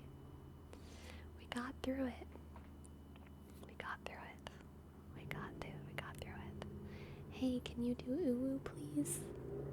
I don't know how to do uwu. Uwu? Uwu? I don't know. Uwu. Ew. Ew. Ew. Is that it? Is that what you wanted? Ew. Ew. I'm sure that was what you wanted, right?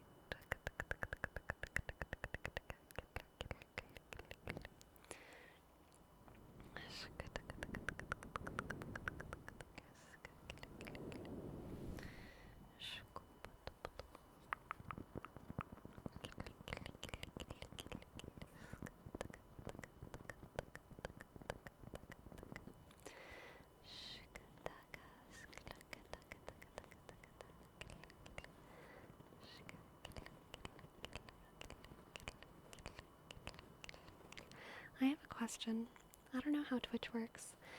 Can everyone else see Hjiighh Madeira XXX's messages? Or can only I see them? Because it says suspicious user for me. Everyone can see them? Okay. Hjiighh, I'm gonna have to ask you to stop.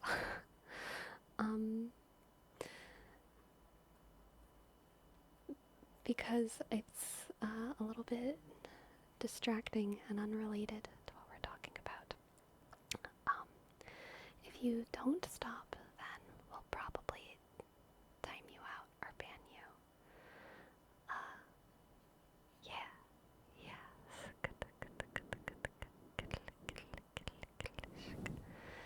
Block folks, it was a bit much. Understandable.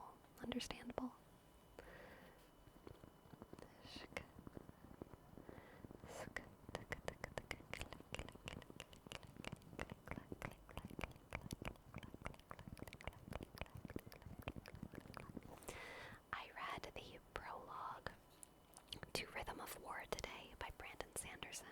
Just the prologue. I don't know how many of y'all read Brandon Sanderson's Cosmere Stormlight Archive or have read the 4th installment, Rhythm of War. But boy did it give me feelings of anger at a certain character. Boy did it give me big feelings of anger at a very certain specific character. And if you know, you'll know. If you know, you'll know. If you know, you'll know.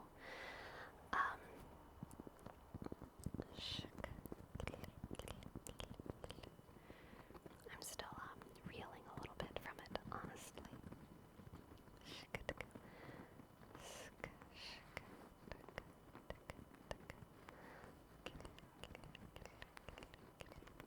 Alright, yeah, let's go ahead and ban the Hjiighh Madeira XXX. Thank you, Stepsoul. You Glory to tingles on Hjiighh. Glory to the tingle, glory to the tingle, glory to the tingle on Hjiighh. Glory, glory, glory to the tingle on Hjiighh.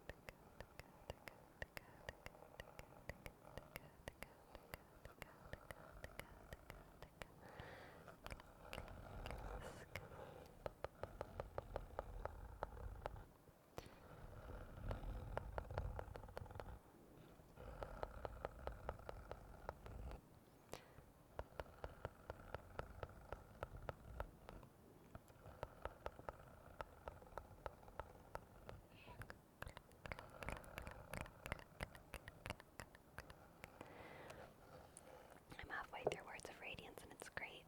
I've never read something as good. Yes, I loved Words of Radiance. I loved Words of Radiance. A lot of people didn't like Words of Radiance. I feel like there's a pretty strong, in general, what I've seen from the community, which I'm not super involved in, or like I'm not the most caught up on like what everyone's the collective's Brandon Sanderson opinions are. But in general, what I've seen is like everyone loves The Way of Kings, and then between Words of Radiance and Oathbringer, it's like an either-or situation with people's favorite. Some people really like Words of Radiance and don't like Oathbringer, and some people really like Oathbringer and don't like Words of Radiance. And I think it has a lot to do with the sort of principal characters that are being explored.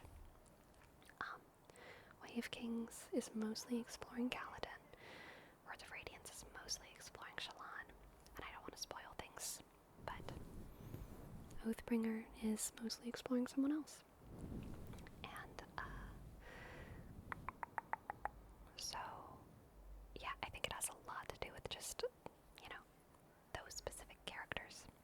For me, I liked Words of Radiance more than Oathbringer, for sure, but I still really liked Oathbringer. Hello, Governor. Hello, Juicebox. Hello, Governor. Hello, Governor. Hello, Governor. Hello, Governor. And hello, Platonic Sardonic. I love that name. Platonic Sardonic, Platonic Sardonic, Platonic Sardonic, Platonic Sardonic, Platonic Sardonic. Excellent, excellent name.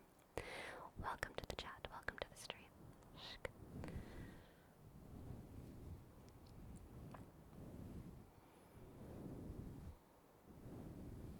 I have not read any Stephen R. Lawhead. I have not.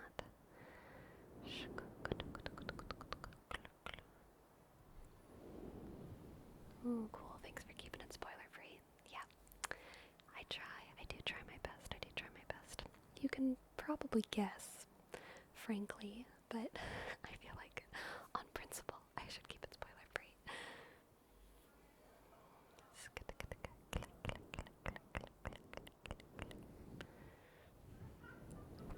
The inflections on your British are surprisingly good for someone who says governor. Well, thank you. I do try. I've talked to lots of Brits in my life. Brits from here, Brits from there, Brits from all sorts of places. Brits that aren't from Britain. I've talked to rude, loud people outside. They're so loud. I'm so sorry. The stream is so loud. There's so much horrible noises. I'm so sorry. Please forgive me. Please forgive me for the place that I live in. I'm so sorry. Please forgive me. I'm so sorry. I hate the sound so much. I hate the sound so much. This is wild at this hour. What is going on?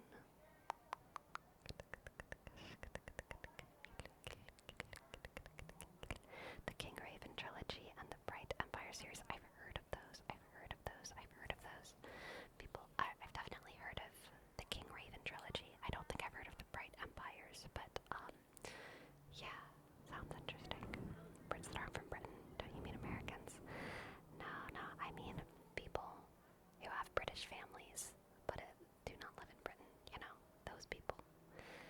you know, reminder, British families are everywhere because they're colonizers. I don't blame the individuals, okay? I forgive. I forgive every Brit living in India. Okay, wait, maybe not every Brit. Maybe I should just stop talking. British people live everywhere. That's all I'm gonna say about that. That's all I'm gonna say about that. They're so good. I'm especially fond of Bright Empires. Cool. I've never even heard of that one, Bright Empires. But it has a cool name. Oh, I have heard of the Song of Albion. Yes.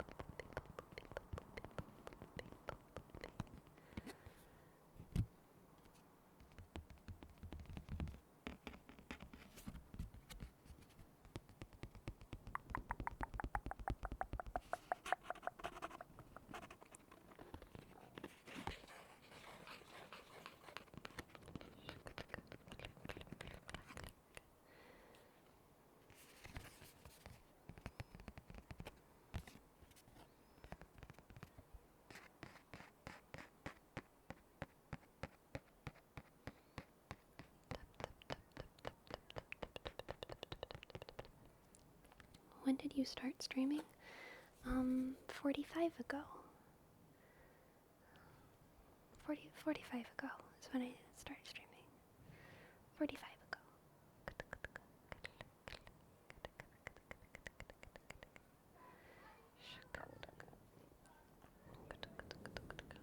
My great-grandma was extremely Irish.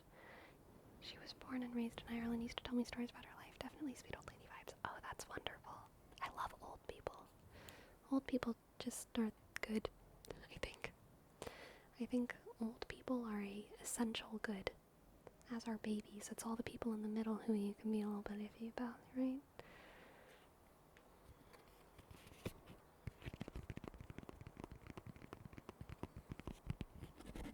I meant Twitch. Yeah, me too. I also meant Twitch. This is my 45 on Twitch stream. I actually don't know. I think I started streaming in March. Is that right? Something like that. January, February, March, April, May, June, July, March. Yes.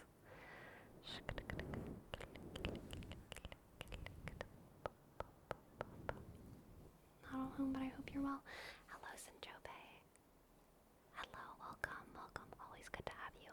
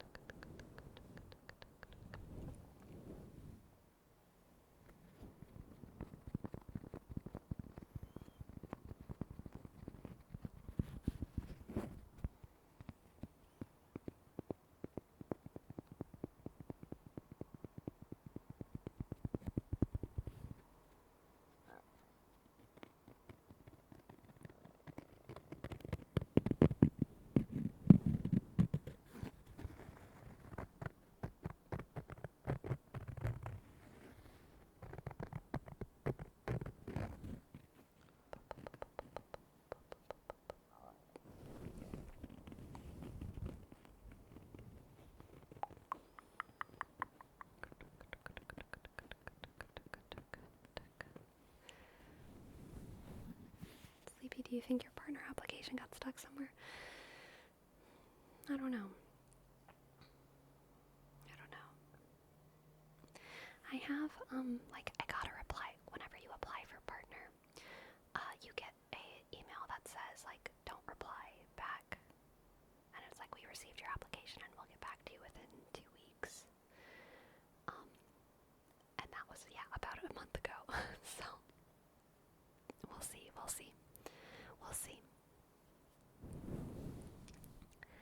Sinjobe, you got it, Michael. Michael, you did it. You changed your name. Michael. Boo, sad. Michael. But also, Sinjobe. It is indeed a tingly name.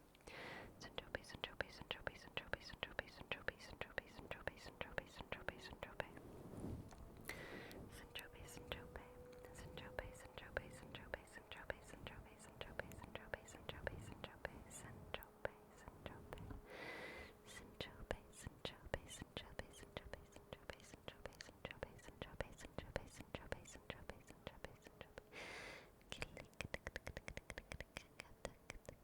Hey, focus.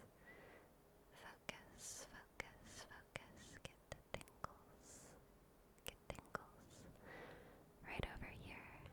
Right here. Get tingles, okay? Right over here. And right over here. Get tingles. And over here. And up here. And down here. Tingles.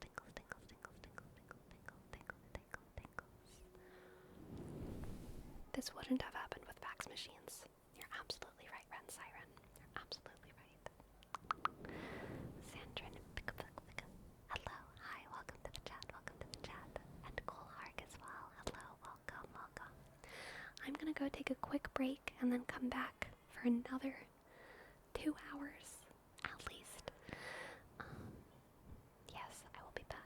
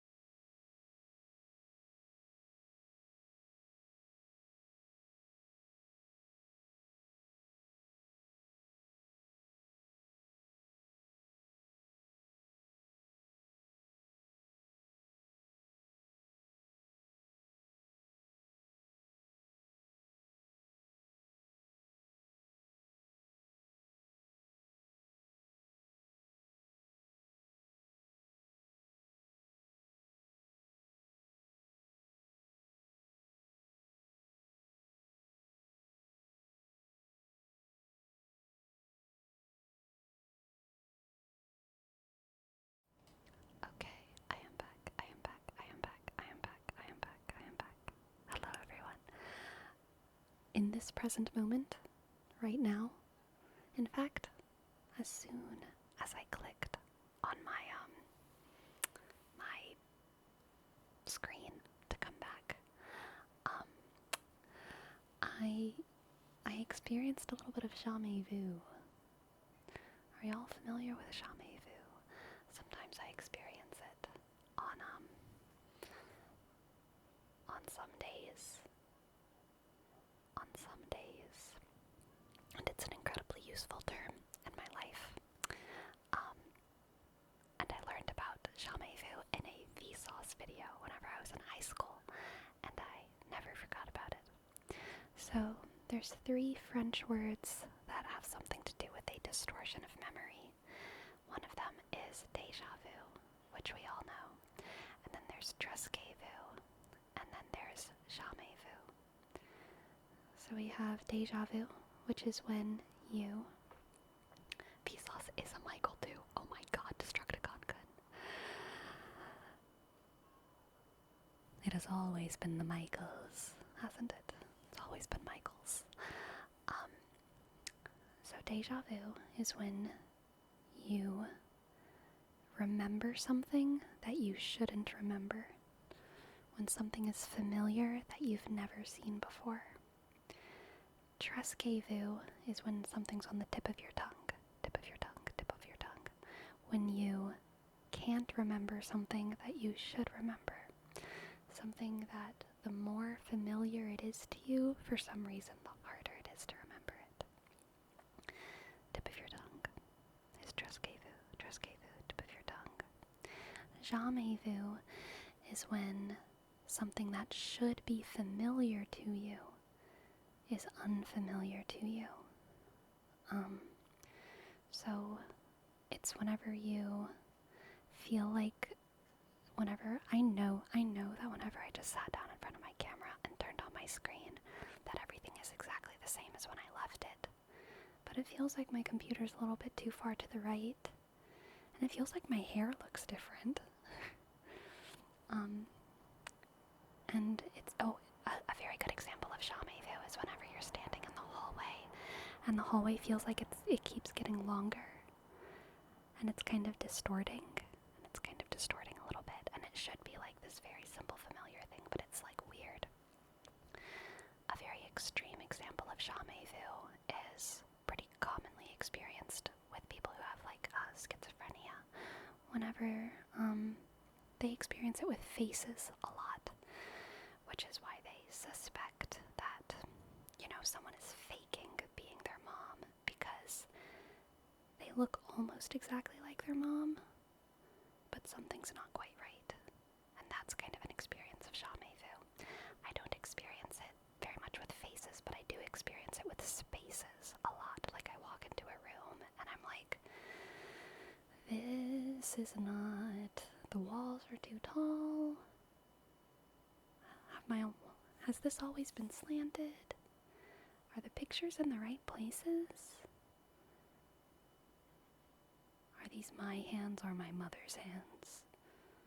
Sometimes I experience Hjiighh like that. Yes, Princess Diana spelled it right, I believe.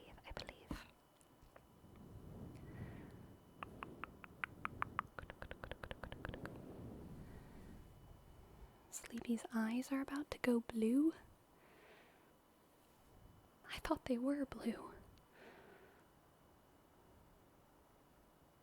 Are they? Are my eyes? I don't know. It's hard to say. That is so bizarre. Yeah. It sure is. You don't have gray eyes? No, I don't think my eyes are light enough to be gray. I think they're blue, but blue eyes are a thing in Dune for the uninitiated.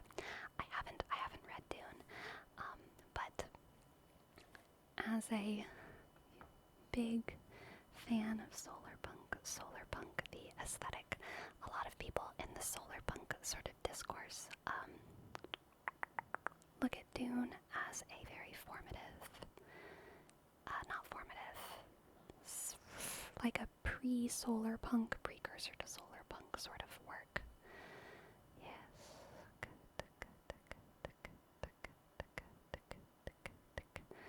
Blue eyes were a thing in German history, but let's not go there. Yeah, let's not go there, actually.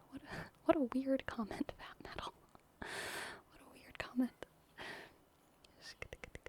I get Hjiighh when I go walk down the basement sometimes, and I suddenly have absolutely no idea how to use stairs. Yes. I feel that too. So when it happens, what do you do to ground yourself? Or does the feeling just fade away? Fake it till you make it. Just pretend like it's normal. Honestly, loud cars. The rage. Contain it. Conceal, don't feel. Conceal, don't feel. Conceal, don't feel. I am letting y'all know, though.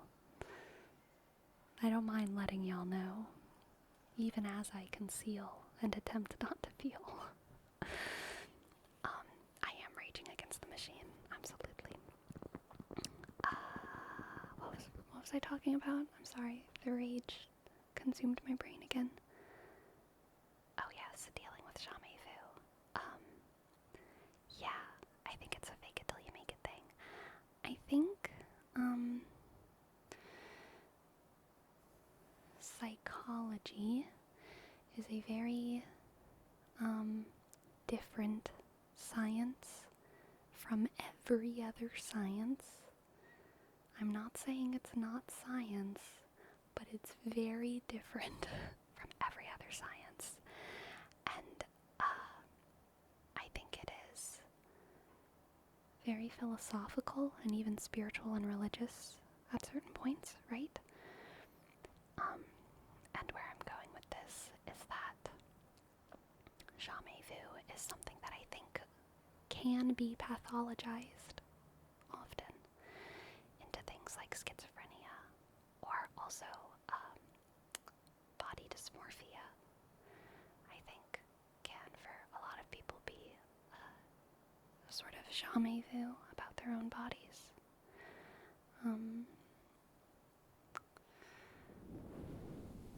But I guess I didn't really need to go on my little... I don't need to go on a psychology tangent to just say that.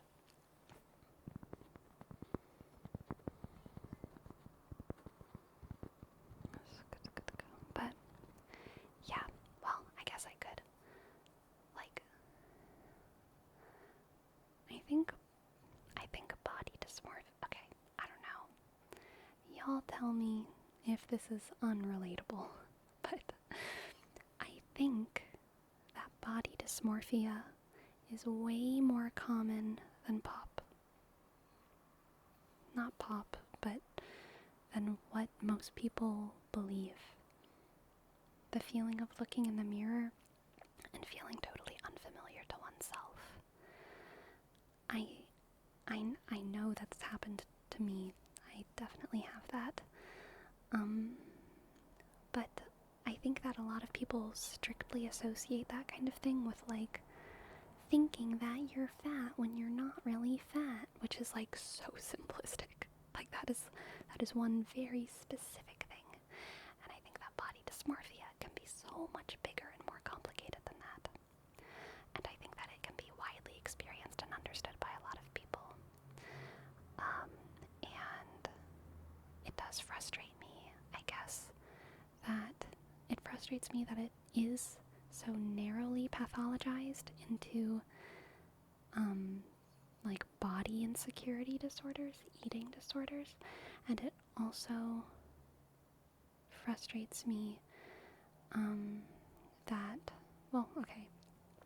it frustrates me that it is pathologized in this really narrow way, and it also frustrates me that it's not pathologized and sometimes just called Hjiighh or just called, like, oh, whatever, guess this is kind of weird. It's just like an inconsistency in the world that, as a Virgo, sometimes grinds my gears a little bit. Sometimes just grinds my gears. But whatever. I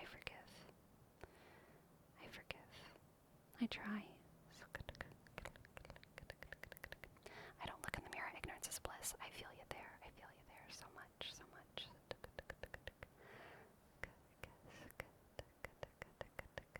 Dreams are fascinating tools of exploring your own subconscious, and it can be a lot of fun to play around with because literally anything is possible. Very true. Yes. I think dreams are exciting, an exciting subject. It annoys me that shame gets such a bad rap when it comes to body image. Shame was the biggest motivator for me to lose weight. Interesting. I think it's something that just has to be an individual choice. Like, just, people are so different from one another. Our human brains are so weird and individualized, which is crazy, by the way. Like, it's crazy how much individuality humans have. Our brains blow my mind. I don't understand how we can be so psychologically diverse, and yet we are. It's amazing. But yeah, I mean, I think shame can motivate people, and I think shame can also scare people, and it just depends. It just depends on the person. It can make some people feel like they can't move, like they can't do anything, and it can make some people feel inspired.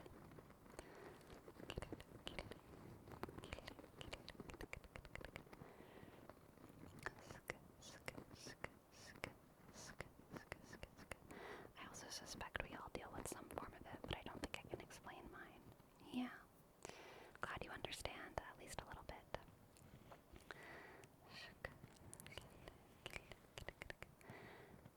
There are studies showing that praise is more motivating than shame. I mean, do the studies show that for more people, praise is motivating, or that for everyone, praise is more motivating? I suspect it's the former. Even if it's a minority of people who are motivated by shame, it means that shame is a motivator for some people, and we should have room to like validate that for them. You know what I mean?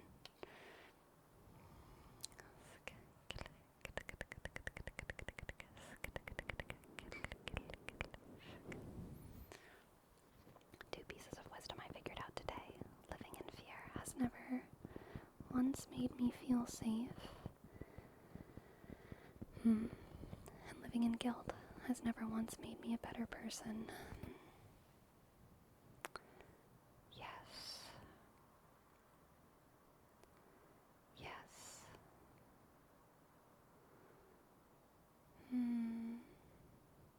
Yes. I think that's very wise, Shay. That's resonating a lot. That makes me want to reflect. Makes me want to journal. That's very good. Thank you for that. Thank you for that. I feel like it's not black and white. I agree. A mix of praise and shame help. Yeah. I'm starting to feel like something about that phrase. It's a mix of pain and shame. It feels like we're talking about like a dog or something. Instead of like human beings, but that's not on you, Michael Busat. It's just a weird consequence of talking about humans as if we are things that we could ever understand.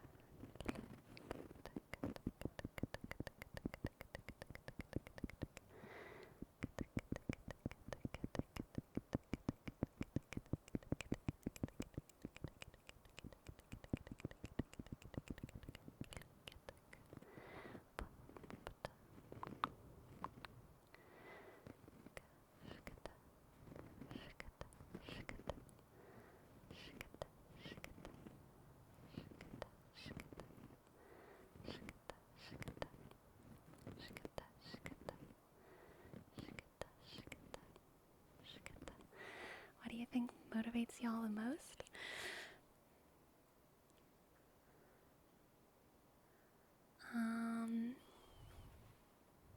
Having someone I want to do a good job for, honestly.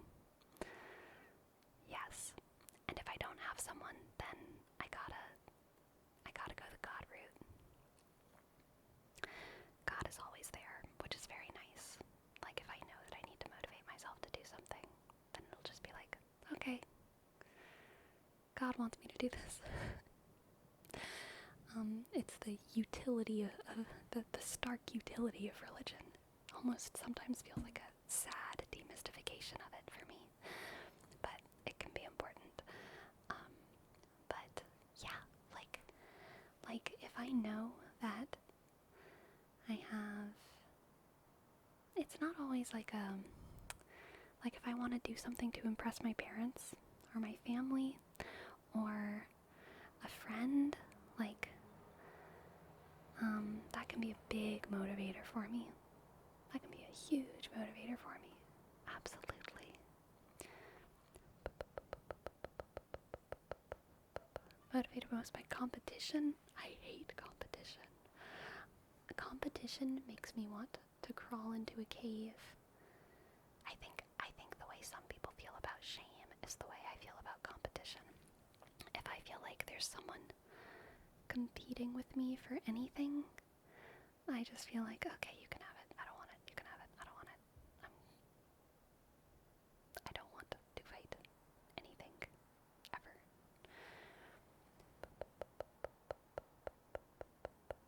I like the idea of doing things for others.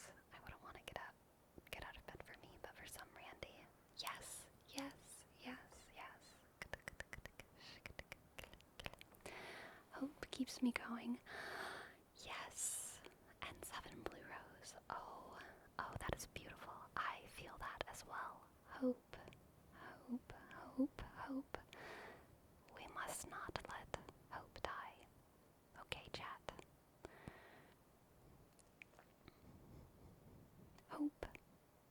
Always, always, always. I'm motivated by competition, but I hate that I am. Oh no. Sounds like you need to compete with someone who is less motivated by competition than you.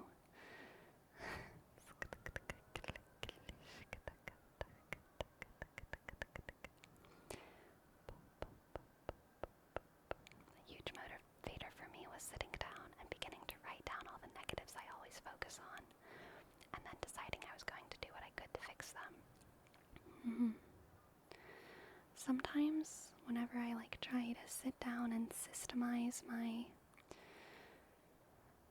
thoughts in lists, I feel like I'm just making my anxiety worse. Salty's Vault, welcome. Hello, welcome to the stream, And Cool Hjiighh, you have a name trace.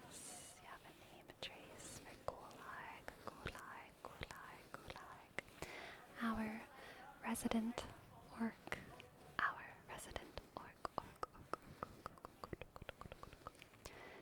K.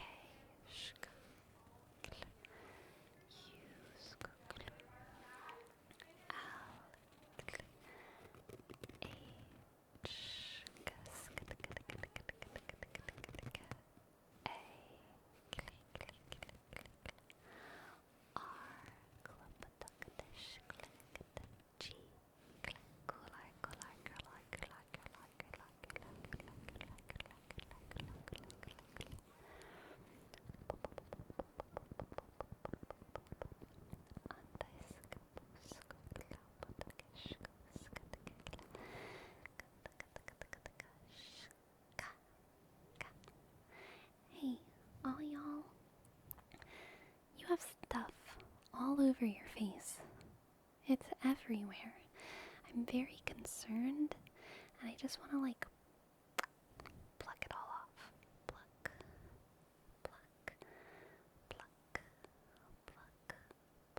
Gosh, it just keeps going. Pluck.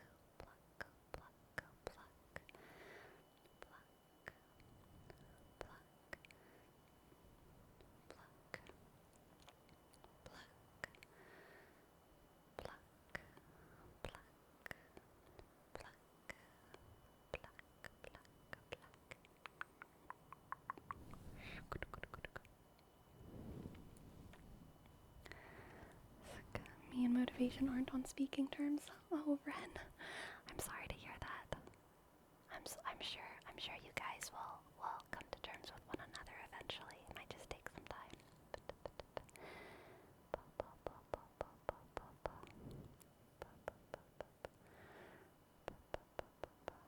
We did have a face trace. I thought it was a name trace. Let's see.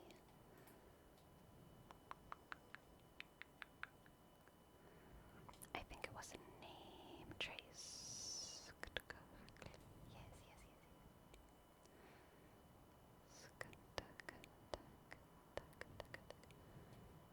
Yeah, we're good. That's your skin. Hjiighh, your skin. It must come off. I'm sorry, it's mine now. I'm going to take it. All of you, Michael, I need your skin. Okay? I need your skin. Give me your skin, Michael.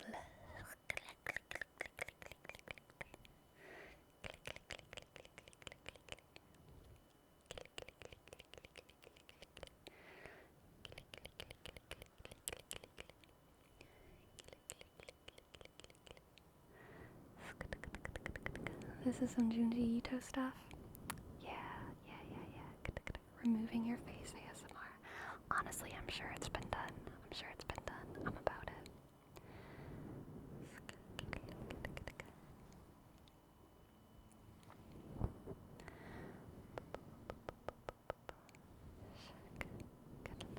Like all of my skin are just like the gross top layer. What a good question. I try to keep it wholesome. Yeah. Skin removal's not wholesome? I'm pretty sure I saw it in a Pixar movie. Right? Don't they do that in Disney? Don't they skin each other alive on Disney Channel? Am I getting mixed up? I might be getting mixed up.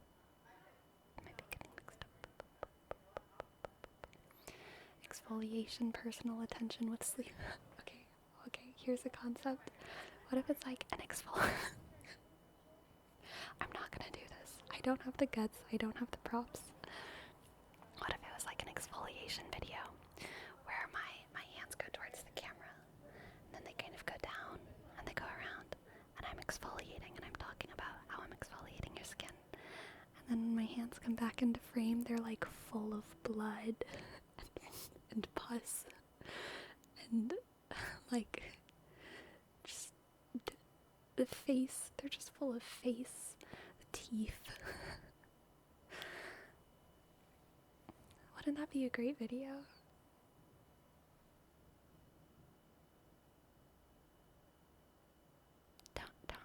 Don't y'all want that video?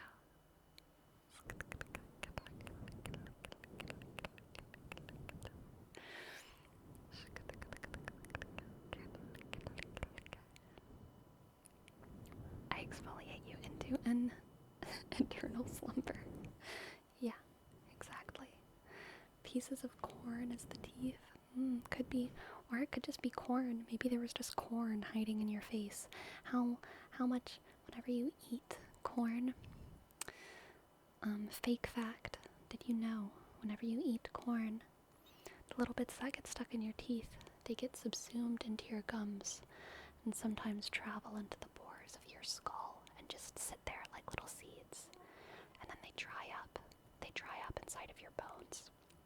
And then whenever you die and you get buried under the earth, if you do have a good Christian burial, then that's why corn stalks grow in the Midwest, because so many people ate corn and were buried with little corn kernels in their faces. That is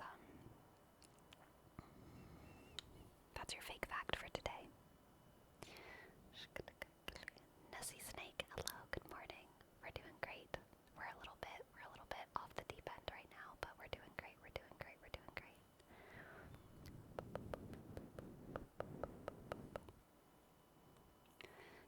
suggestion? Absolutely. ASMR, but you pull random objects from our souls. Ooh, that's actually pretty fun. I like that. I like that. That's a fun idea. What is this specifically? Iowa horror. I've been listening to too much like Midwest folk punk. I'm feeling the Iowa horror right now. You know, I'm feeling it.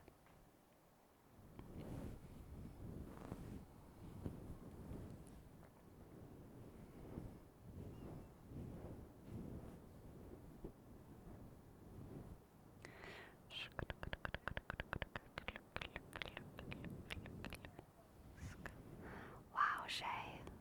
Yeah, that's wild. Pepper can get in there.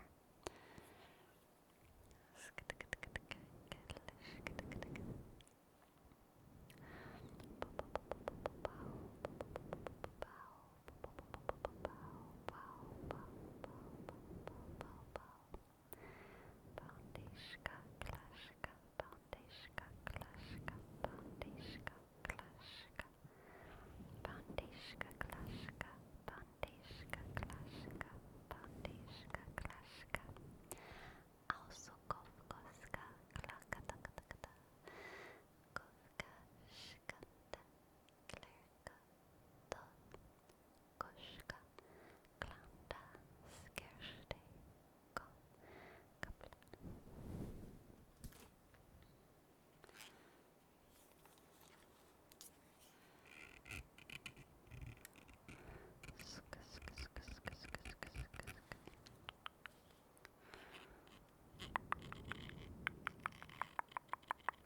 Sugar cookie for juice box apple. I love the sugar cookie trigger word. It's so good. Sugar cookie, sugar cookie, sugar cookie, sugar cookie, sugar cookie, sugar cookie, sugar cookie, sugar cookie. Sugar cookie, sugar cookie, sugar cookie, sugar cookie. Sugar cookie, sugar cookie, sugar cookie, sugar cookie.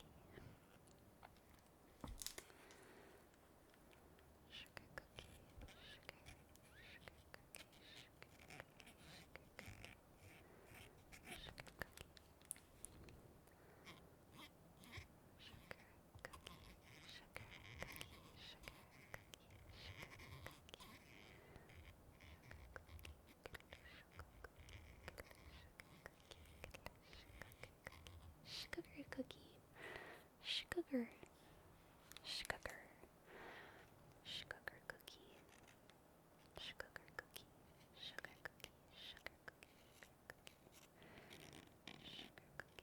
cookie,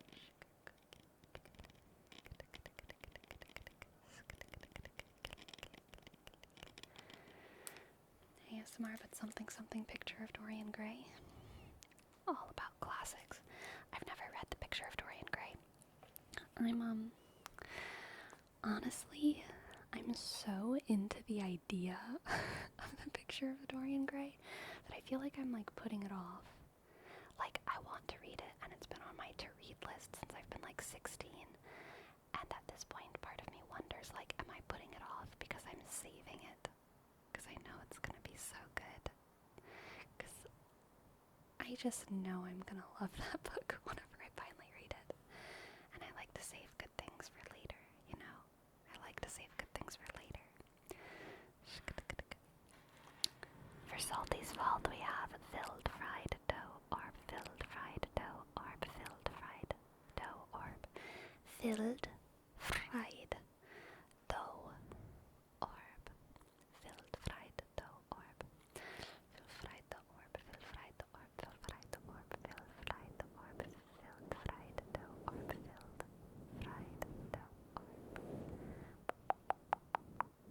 filled fried dough filled fried dough orb, filled fried dough orb, filled fried dough orb, filled fried dough orb, filled fried dough orb. What if you don't enjoy it as much later as you would right now? That's possible. Like, if I'm more jaded, then inevitably as I get older and I get more jaded and more skeptical, maybe I wouldn't enjoy it as much because I'd read The Picture of Dorian Gray and just be like, ugh, what idiots all these characters are. What young children they are. Whereas now I can still be like,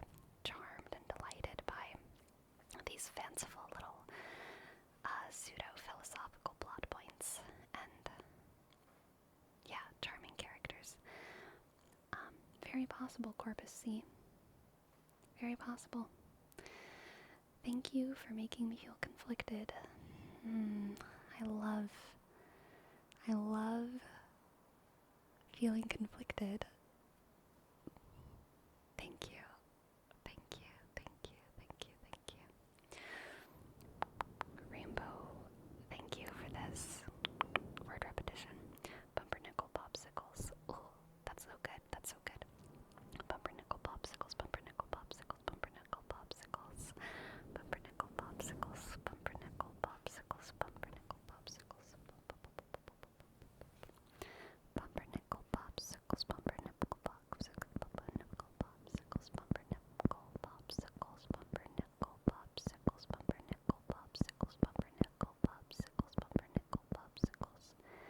Pumpernickels, popsicles, pumpernickel, popsicles, pumpernickel, popsicles. Pumpernickel popsicles, pumpernickel popsicles, pumpernickel popsicles, pumpernickel popsicles. Pumper, pumper, pumper, pumper, pumper, pumper, pumpernickel popsicles.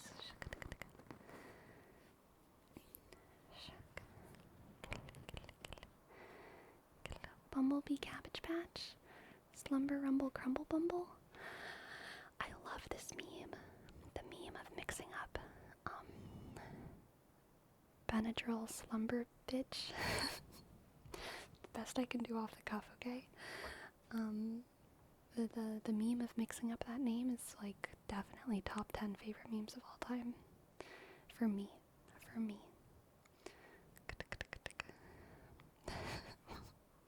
What did I call it? Benadryl Slumber Bitch? Okay. Yep.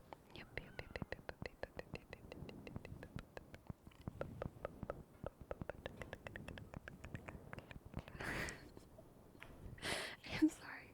I can't believe I said that. Oh gosh.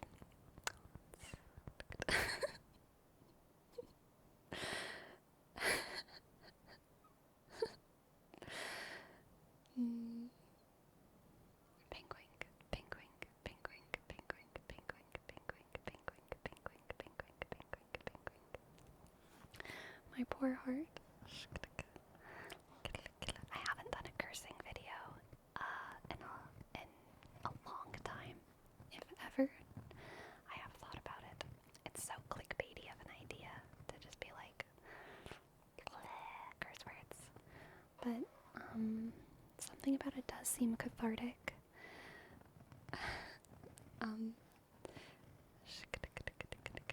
ASMR, but I say Benadryl Cumber.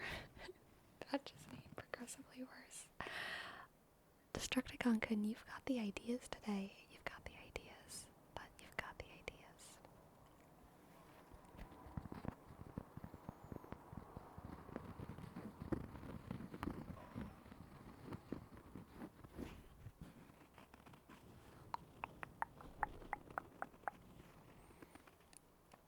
The problem with that one, though, Destructicon is like I usually aim for 20 minutes in my videos. It's usually 20 minutes of recording, and then once I edit it down, it's somewhere between 15 and 20. I would really need to write a long list of names. Like, it might be a community project to have enough names to fill up 20 minutes. But it could be a fun idea. It could be a fun idea.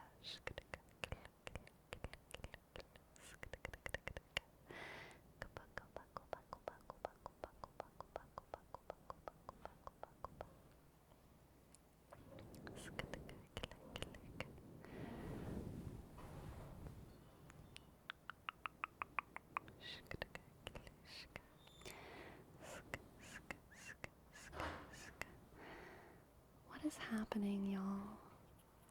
It's 11:39 p.m. and people are, I don't know. I don't want to know what they're doing, making those loud noises at 11:40 p.m. I don't want to know. I don't want to know. ASMR, but you're stuck in the Franz Kafka International Airport. Yeah,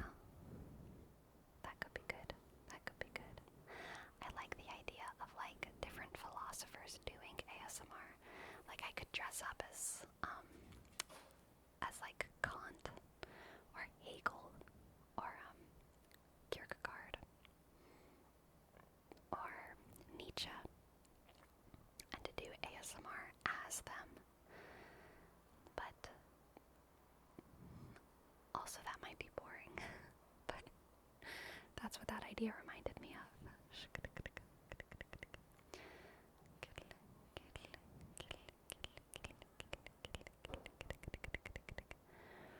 Do Jordan Peterson? Oh my god. I can't do that. I can't do that. I can't do that. I would start too much shit. Oh god. They would be so fun though. But I can't do that. I can't do that.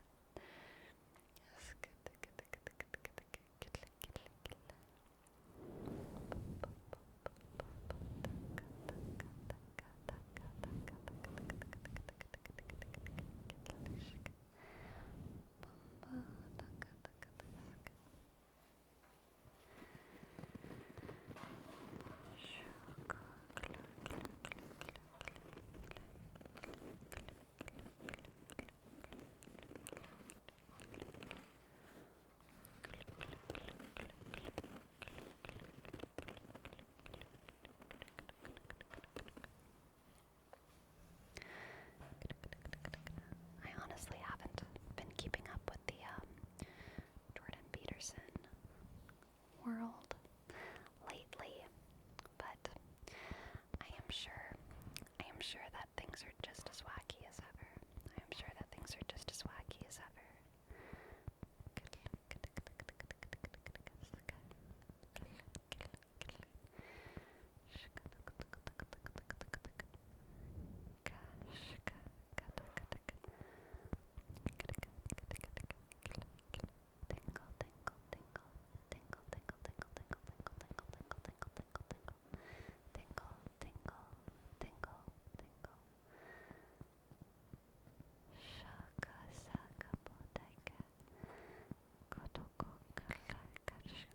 Oh, how's this? ASMR for the... Could I do like a series for... Oh god. Can I do a series that's like ASMR for alpha males, and then ASMR for sigma males, and then ASMR for beta males? I don't want to do that. But thinking about Jordan Peterson did make me think of that. Ugh, I hate it. What a dirty taste in my mouth. What a dirty taste.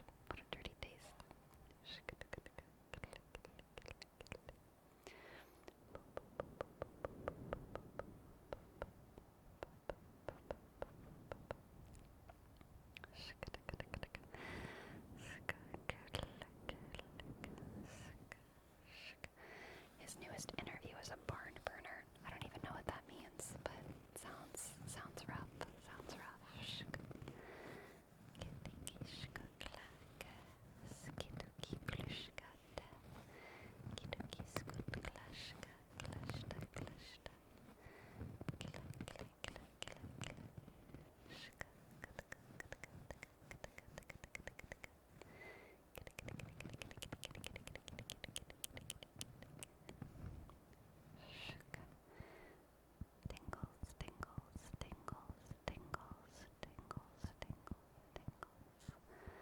Tingles.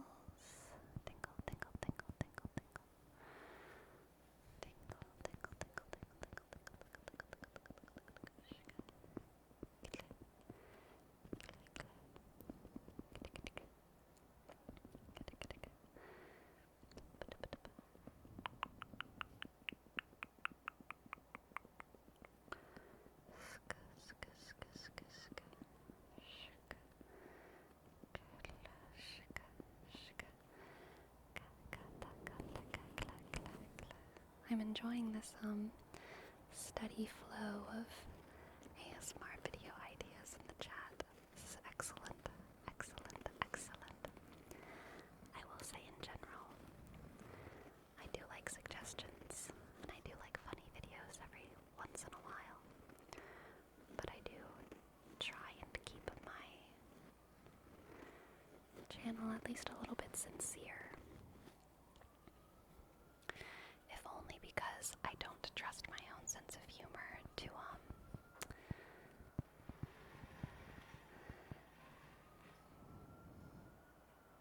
be good.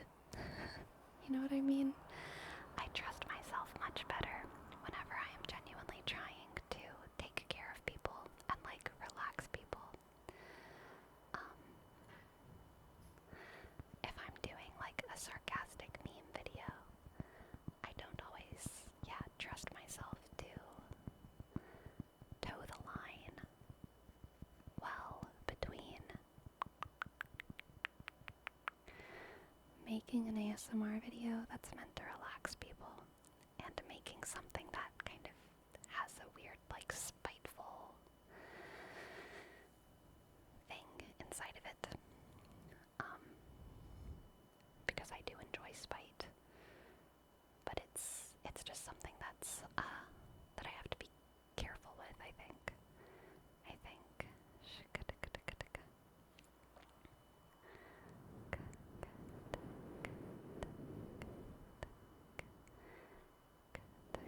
I always thought it'd be funny if one of these hardcore game competitions had an ASMR commentator. Yes.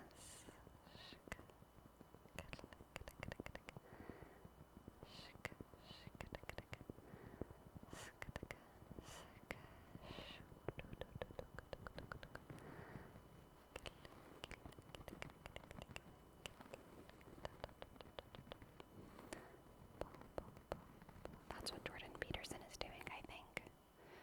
Spite? Yes, I think Jordan Peterson has a lot of anger.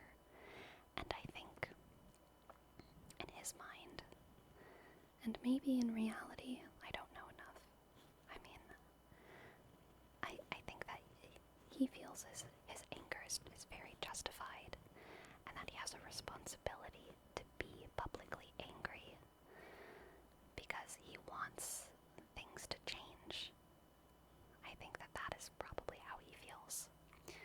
That he has a responsibility to perform his anger. Because if he pretends like he's okay with things, things won't change in the way that he wants them to change.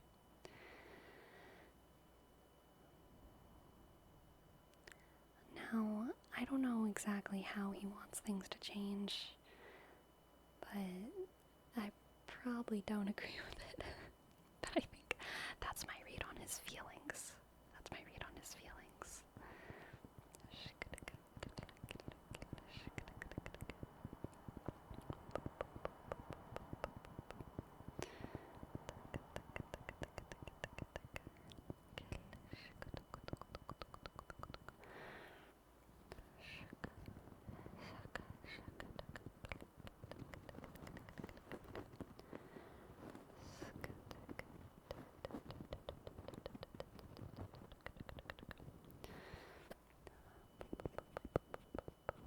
Honestly,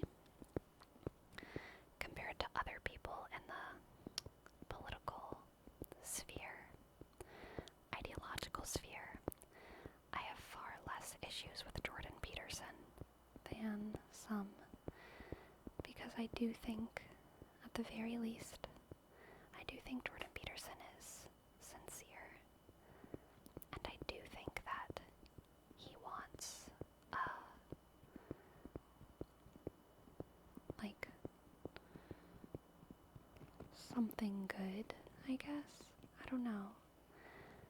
I get the sense that he's really trying hard to fight for something good, but because of the world that he's wound up in,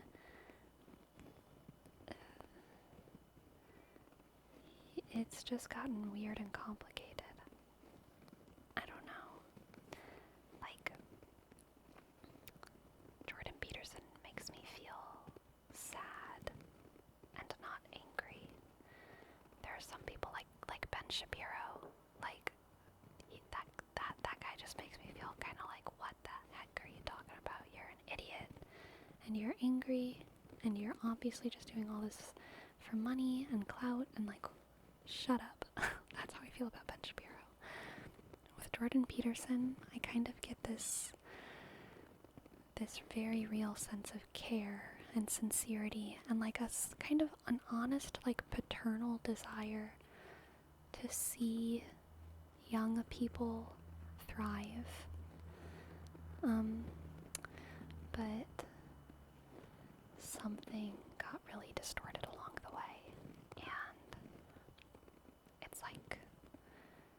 he's caught in just like a whirlwind of darkness or something.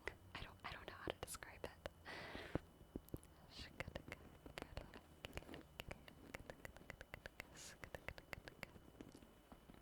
That's very possible. Spill into beans that he's just looking for money.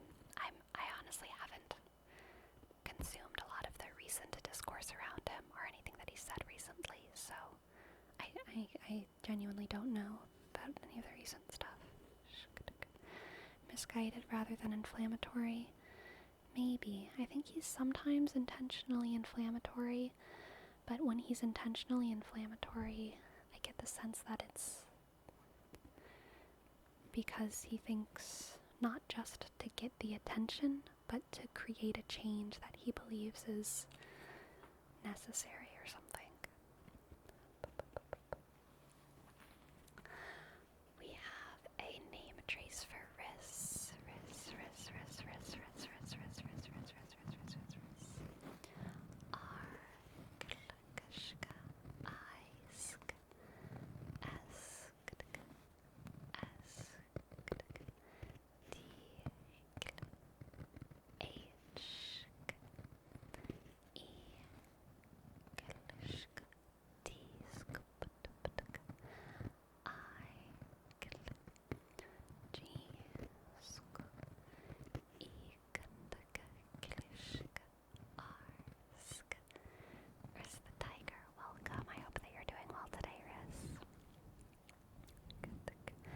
I think,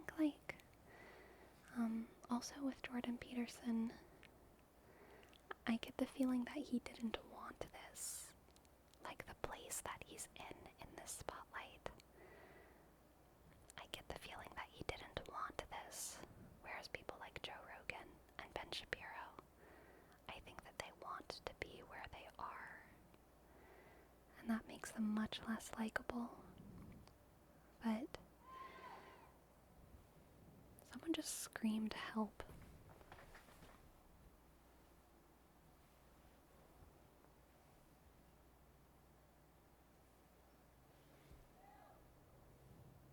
I think, I don't know if I can help anyone, but I'm gonna be right back just in case someone needs help outside my window, and then we'll continue this discussion about Jordan Peterson. Just a sec.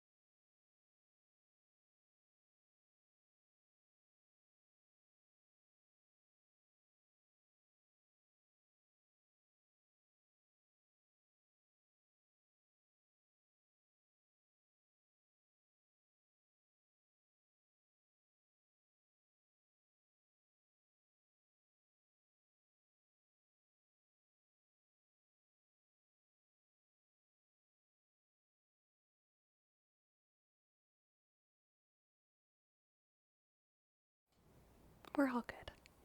We're all good. I did not help anyone. I went outside and I did not see anyone, but someone definitely yelled help, so I do hope that they're okay.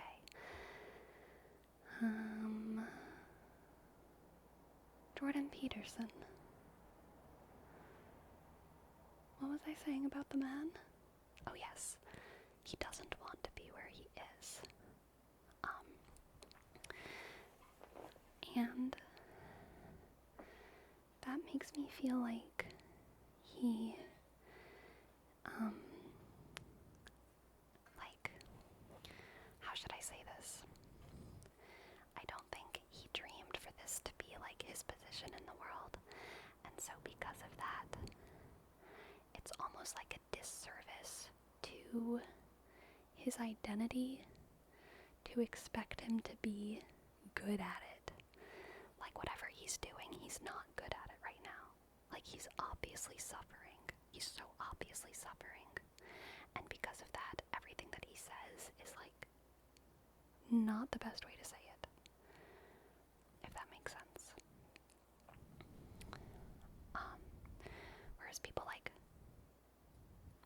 Ben Shapiro, Joe Rogan, I think that they want to be where they are, and because they want to be there, because it's their dream to be there, I feel like they have a bigger responsibility to be careful with their words and to say things right, because that's where they want to be, and they need to be held accountable for the stuff that they say.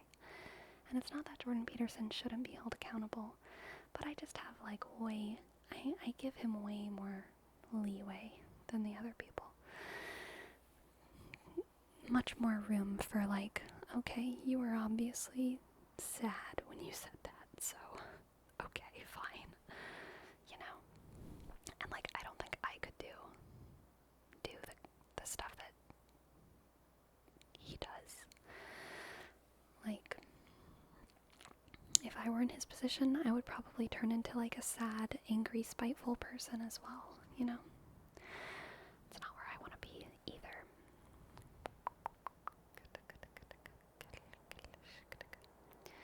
He's a boomer who can't handle modern day social media. Maybe something like that. Does it change anything now that he has a show in the works on Daily Wire? It makes me sad. It makes me sad. It makes me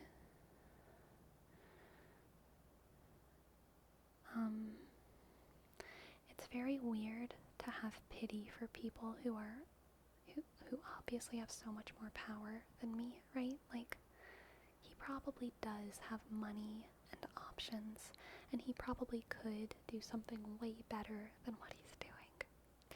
But there's still some part of me that's like, JBP, do you really think this is all that you're worth? Like, the thing that I feel for him is pity. And I think that maybe, like I shouldn't feel that because he has money and power and he's smart and he should be doing better. But the thing that I feel is, just like, JBV, you could be better than this. I feel like in Kingdom Hearts, he's Riku in Kingdom Hearts 1. Literally, he's supposed to be like a dad figure to people on the internet, and he's being Riku in Kingdom Hearts 1. Right now, I feel the exact same way about Jordan Peterson as I feel about Riku in Kingdom Hearts 1. A freaking like 12-year-old boy who's being manipulated by Maleficent. That's how I feel. I don't know. I don't know enough to talk about what I know or what I don't know. I don't have any intellectual takes, just emotional takes. Hippopotamus. Thank you, Riz. Thank you, Riz. Hippopotamus, hippopotamus, hippopotamus. Hippopotamus, hippopotamus, hippopotamus, hippopotamus, hippopotamus, hippopotamus. Hippopotamus, hippopotamus, hippopotamus, hippopotamus, hippopotamus, hippopotamus, hippopotamus, hippopotamus,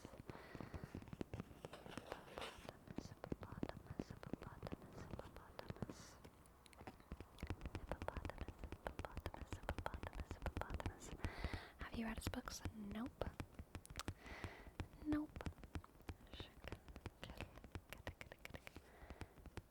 You can probably just email him. I'm not gonna email Jordan Peterson. That would be so funny though.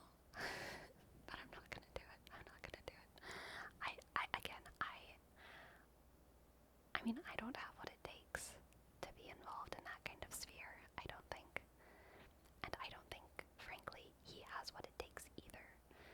And I think he wound up there because of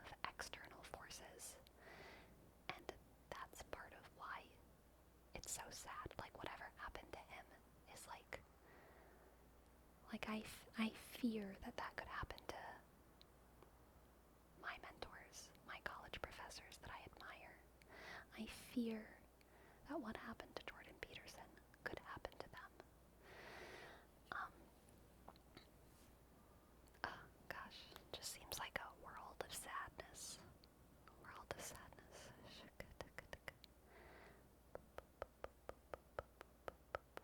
We had a really nice politician in town here.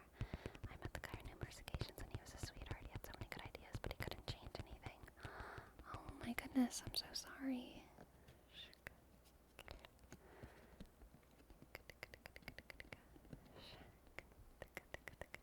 I find it easy to save points on your channel because one stream a week we can't redeem much. True, true, true.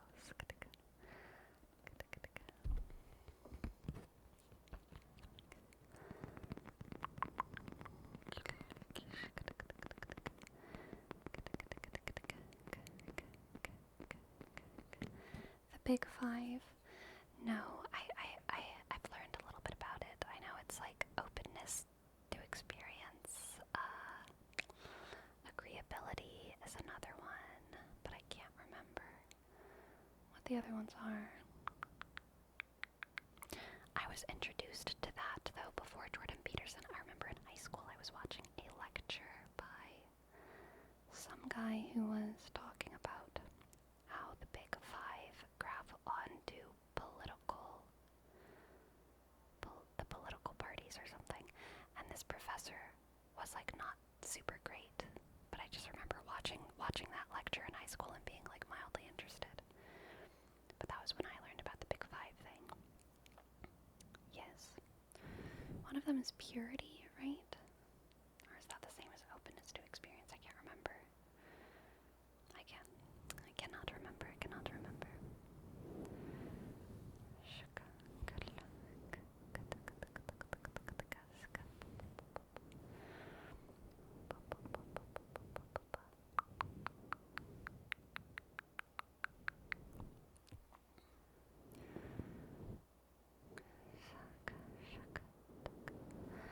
Ooh, here we go. Thank you, Queen Toasty. Thank you so much. Openness to experience, conscientiousness, extroversion, agreeableness, and neuroticism.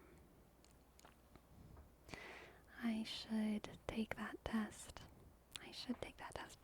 Can I take it on mobile right now with all of you? Oh, I'm so sorry. Can I take it with all of you right now?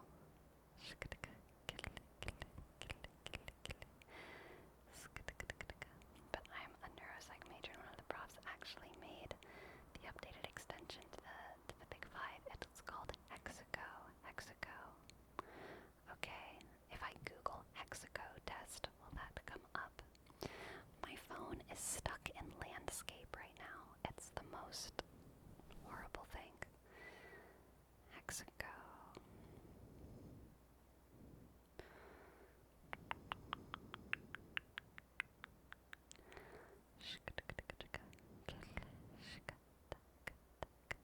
Gotta keep the tingles going.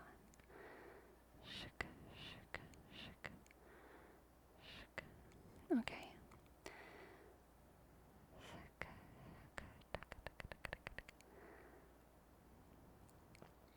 Yes, are we doing the Hjiighh or the Big Five? Do I decide, or do y'all want to decide? Let's do Big Five, just because it's a little bit more classic and everyone understands it. After we do this name trace for dot hacker, dot hacker, dot hacker, dot hacker, dot hacker. D shk O kl D kl H sk A kl C shk kl K k k k k E kl R kl O sk sk 1 dot hacker, dot hacker, dot hacker. I wonder if I can set up my stream so that y'all can see it just on my, because I'm at my computer. I could probably do this. Let's see.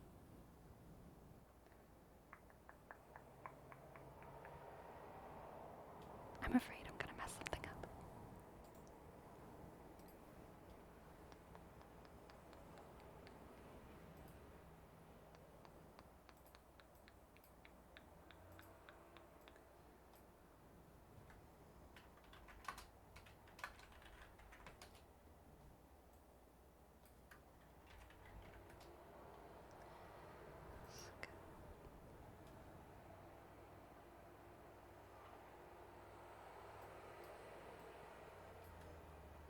I bet I can figure this out. How you do the capital H. I'm glad you like the capital H. I like the capital H as well.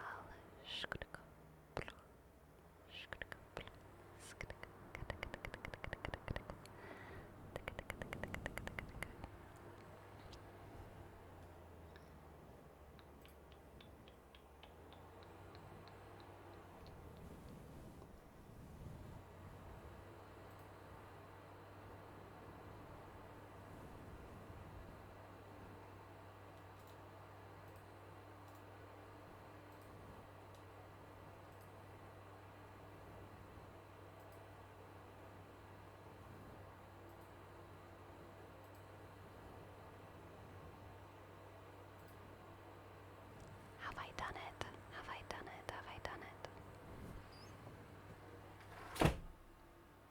That sound needs to end. I hate that.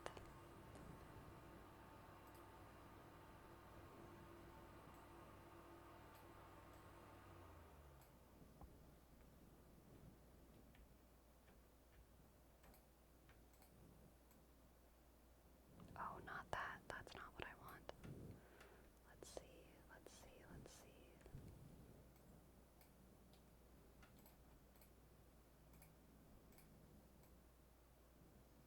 Oh no. Oh no.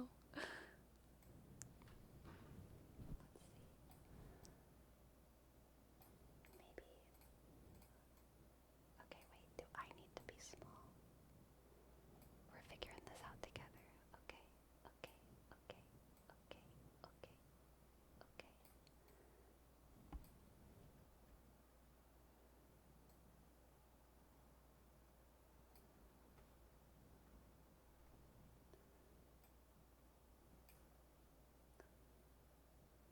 We're figuring it out. We're figuring it out. We're figuring it out. We're figuring it out. Just a little. There we go. Okay. Okay. Okay.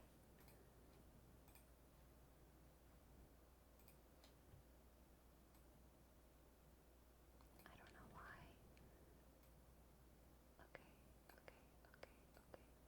Okay. Okay. Okay. Okay.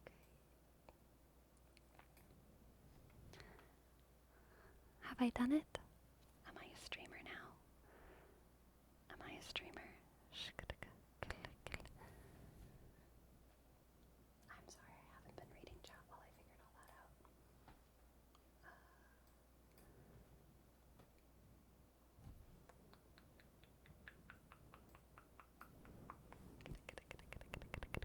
Alright, I'm gonna mute myself and I'm gonna move my mic a whole bunch.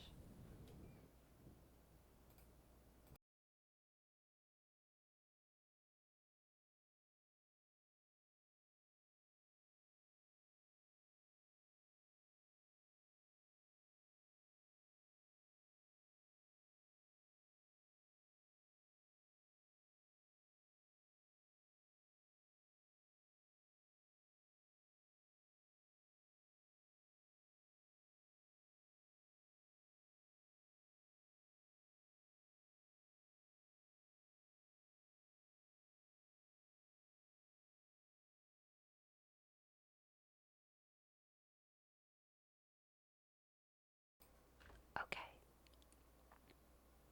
If I speak at this volume, is that too un-ASMR?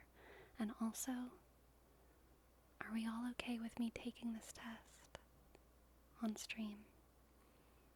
Are y'all feeling okay? I'm just figuring this out. I've never done anything like this before.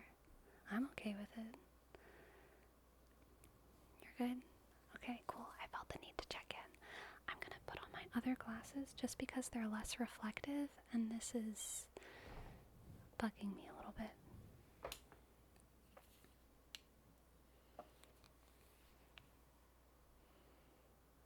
They're still pretty reflective, but I think it's slightly better. It's slightly better, right? Okay. Let me know if there's anything weird going on, because I don't know what I'm doing. Like with the stream.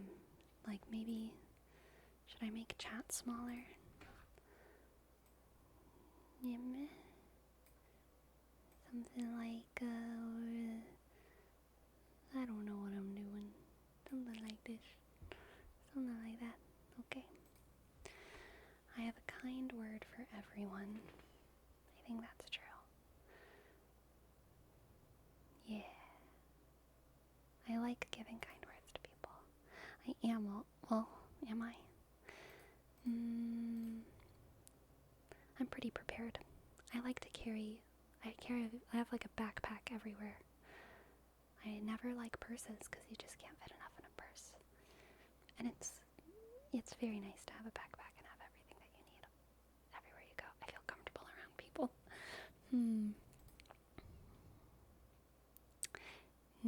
Yeah, we're going with that one. I often feel blue. No, I almost never feel blue, but it does happen sometimes. I believe in the importance of art, definitely. I am better than other people. I think we're all just doing fine. I avoid taking on a lot of responsibility. Well, okay, wait. I am not better than other people. But I'm not worse than other people. I think people are just people, right? But I don't know if that would put me at neutral or if that would put me at less.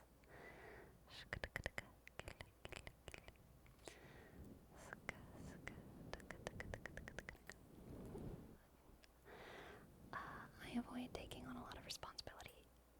Yes. Maybe I should put it actually on this one, because sometimes I do enjoy taking responsibility. I make friends easily. Neutral. There are many things I do not like about myself. I think there are things that I like about myself, to be clear, but there are also definitely things I don't like about myself. So I'll go with this one. I'm interested in the meaning of things.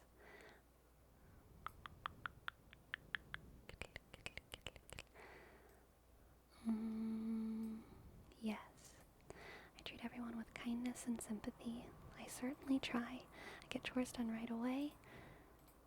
We're gonna go with neutral. I've gotten better at it as I've gotten older. I've gotten better as I've gotten older. For sure, for sure, for sure, for sure. I'm skilled in handling social situations. I think it depends. I'm often troubled by negative thoughts. Sometimes I enjoy going to art museums. Sometimes I accept people the way they are. Yeah. It's important to me that people are on time. Yes. I am the life of the party. No. My moods change easily. Yes. Yes. Yes. I have a vivid imagination. I would probably say yes.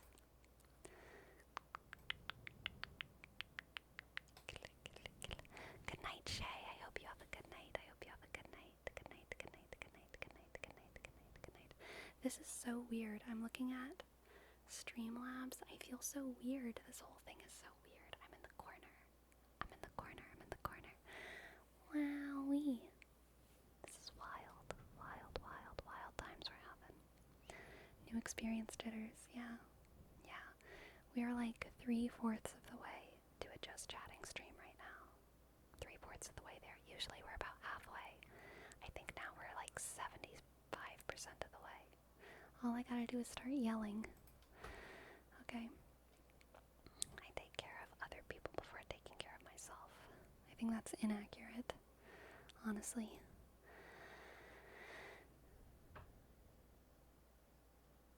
But sometimes it's accurate.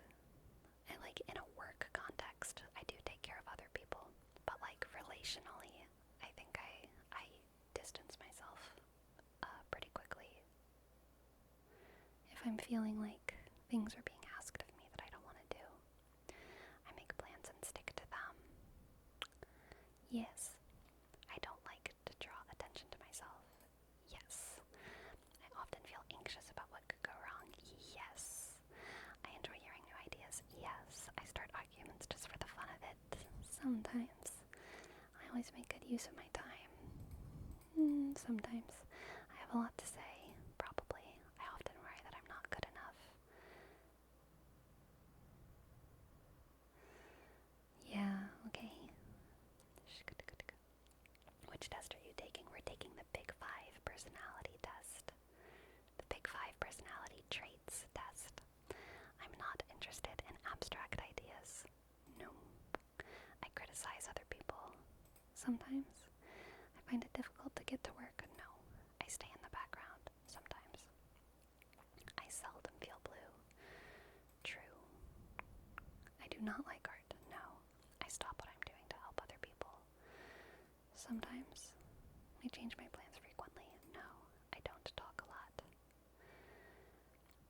This is a weird one for me because it really, really does depend on the space. Obviously on Twitch, I'm talking the whole time I'm here. But truly, whenever I'm out in the world, I do not talk almost at all. Like, the internet is where I babble my mouth off. So I think I'm gonna go with this one. I feel comfortable with myself. Neutral. I avoid philosophical discussions, definitely not. I think I poke sometimes until we get to the philosophy places. Just a little bit, just a little bit, just a little bit.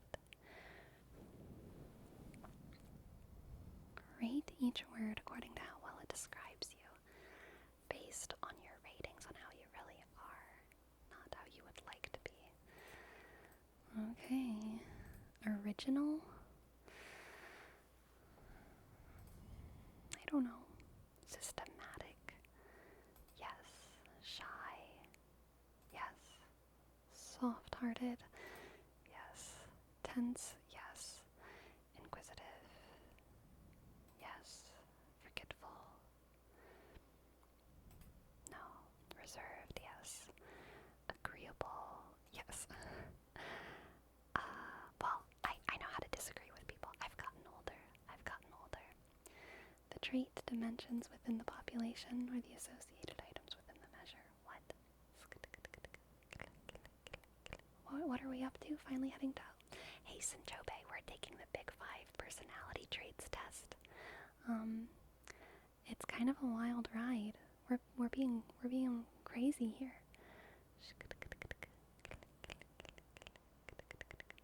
That was in response to Princess. Oh, I'm sorry.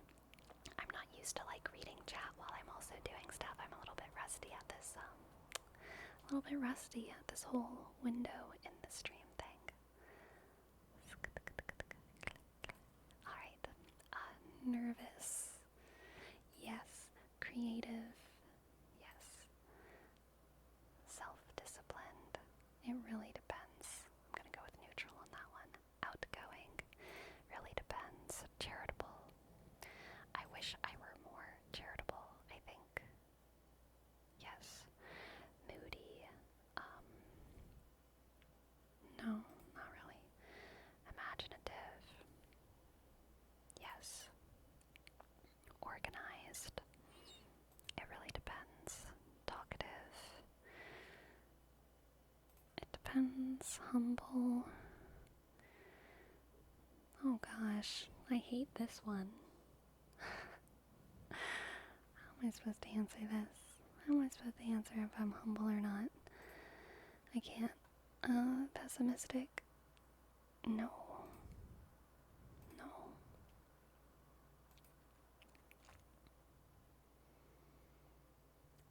Openness? 90%. Conscientiousness? 71%. Extroversion? Extroversion. Not that. Extroversion. 37.5. Agreeableness. 62.5. Alright. neuroticism 58. Feels about right. Alright, what does that mean? Y'all are the experts. What does that mean? A neurosis gang, yes. Neuroses is the most fun OCs, I think.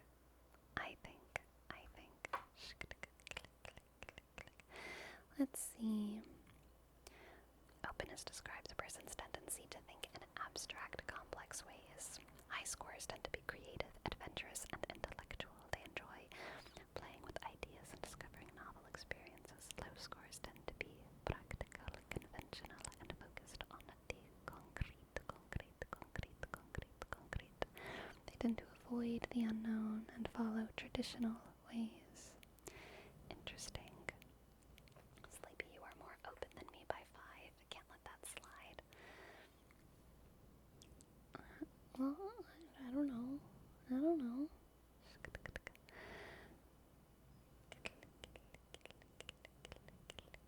Sadly, it's the 3rd stage of extroversionism. Look, okay?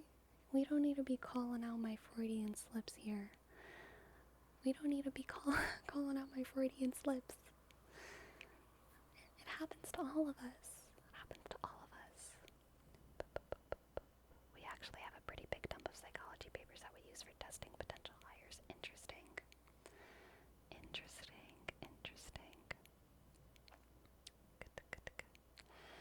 Conscientiousness describes a person's ability to exercise self-discipline and control in order to pursue their goals.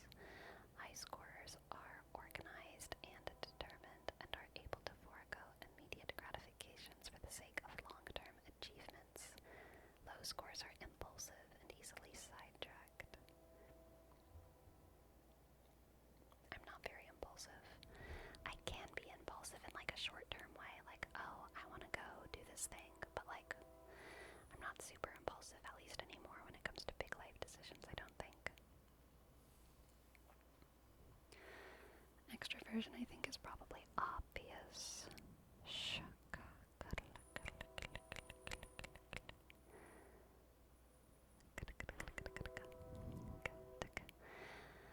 Okay, I take a little bit of issue with this right here. Introverts, on the other hand, conserve their energy and do not work as hard to earn these social rewards. I think I work twice as hard in order to not be rewarded on purpose. I don't need the social reward of the social reward is an antisocial reward. I work very hard to get my antisocial rewards of solitude. Okay. That's how I feel a little bit.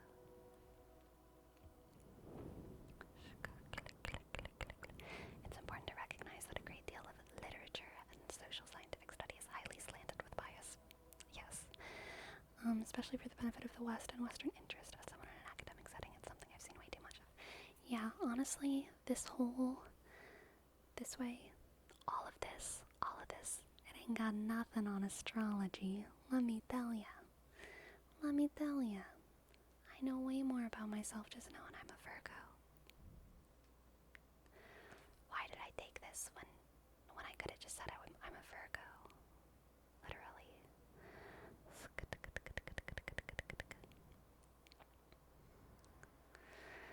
Neuroticism describes a person's tendency to experience negative emotions, including fear, sadness, anxiety, guilt, and shame. It's interesting that that's what's called neuroticism. Like, I would not call that neuroticism. Well, everyone experiences these emotions from time to time. Some people are more prone to them than others. High neuroticism scores are more likely to react to a situation with fear, anger, sadness, and the like. Interesting.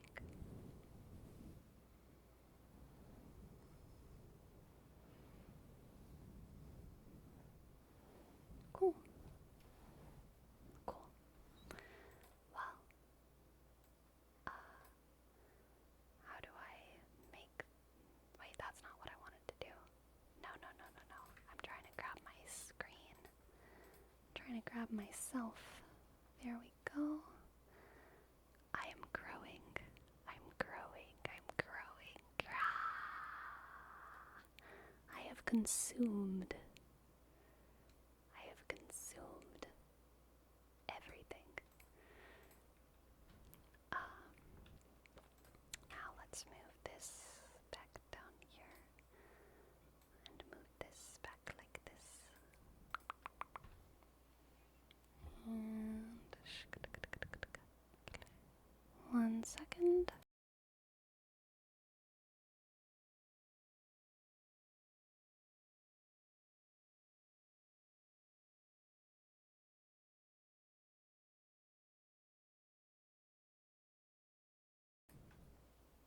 We're back. We're back. Feel like a pro streamer, able to stream on the fly? Yeah, and now, y'all, something does feel off, right, Elephant Nut? This is Jamais Vu. Things definitely feel off, and it might be that secretly,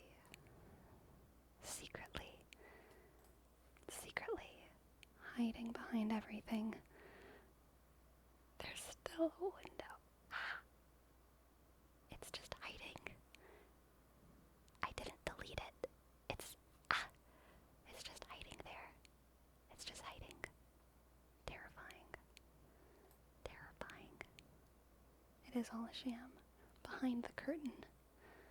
Behind the curtain, that's what's happening. Okay, let's see. There we go. Y'all, things feel so off. Nothing feels right now. Nothing feels right. That was crazy. We just went on a little adventure together. How's everyone feeling? How's everyone feeling? Up too high or too close? I think I'm probably too close because I scooted forward. I'm sorry if I'm in your personal space, everyone. I can back up. But I don't feel like it.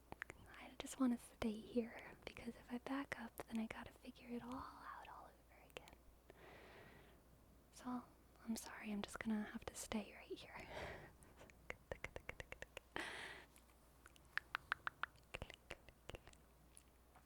Yeah, you move back, Y'all move back.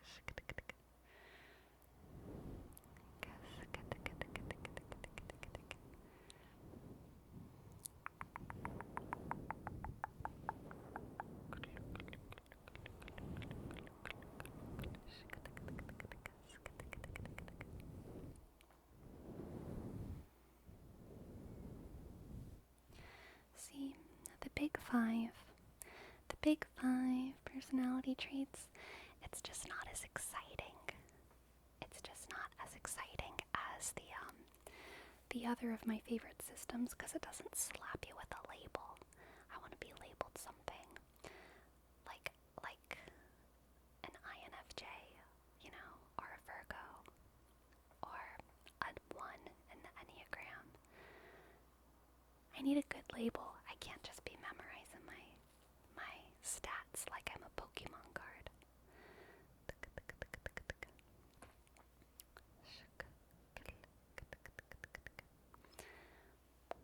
Oh, Ferris, we have Hippopotomonstro Esquipedaliophobia.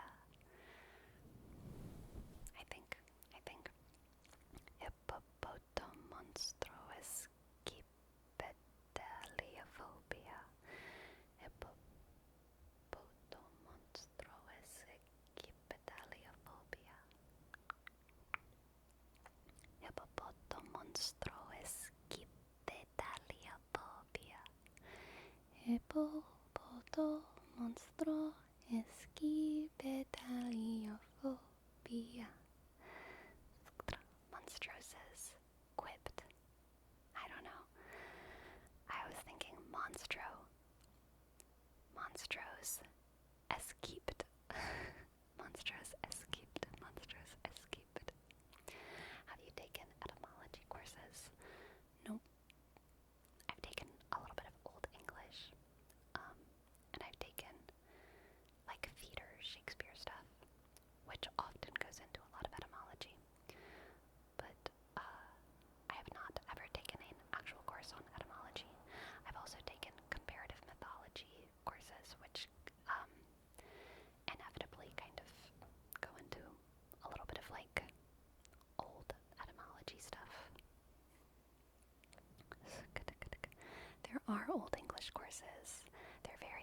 there's only a handful of like Old English scholars in the world, and they all know each other, and from what I understand, there's lots of drama, petty drama, between them. But they're very fun. They're very fun.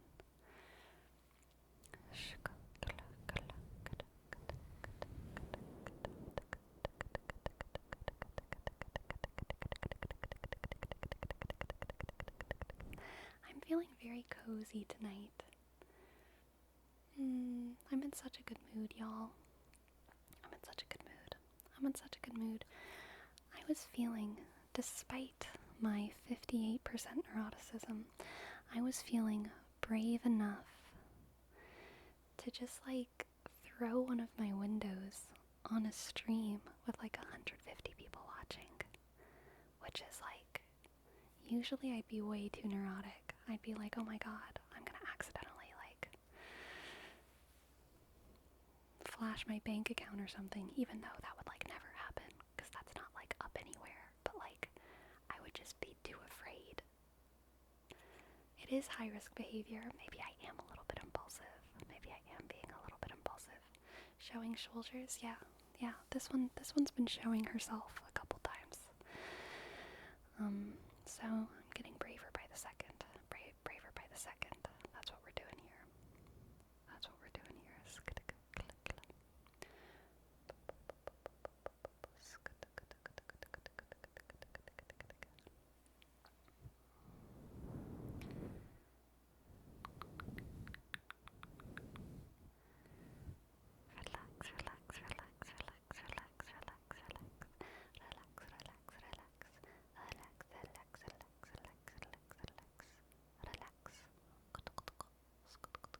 Brave little toaster.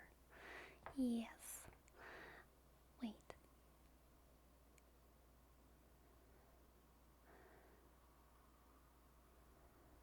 CEO. I'm realizing right now that the little engine that could and the brave little toaster are two different things.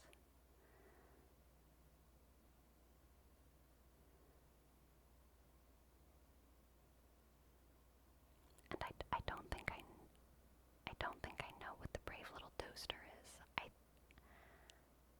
I think every time anyone has said brave little toaster to me or around me, I've thought of the little engine that could. I don't know what the brave little toaster is, but I've heard it so many times. But I've been thinking about a caboose.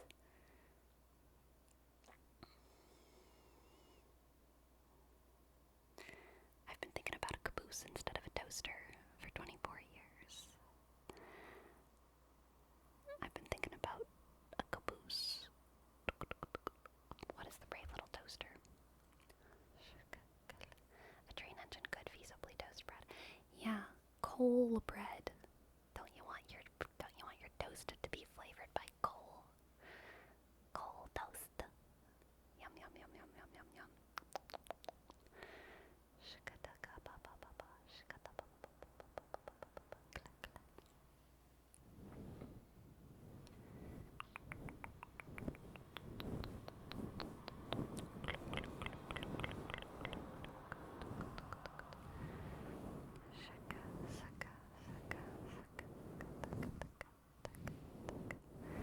Make a bacon sarnie on one of the old coal shovels. I can't tell if that sounds like an Old West sort of thing to say or like an Australian thing to say. I'm conflicted about that statement.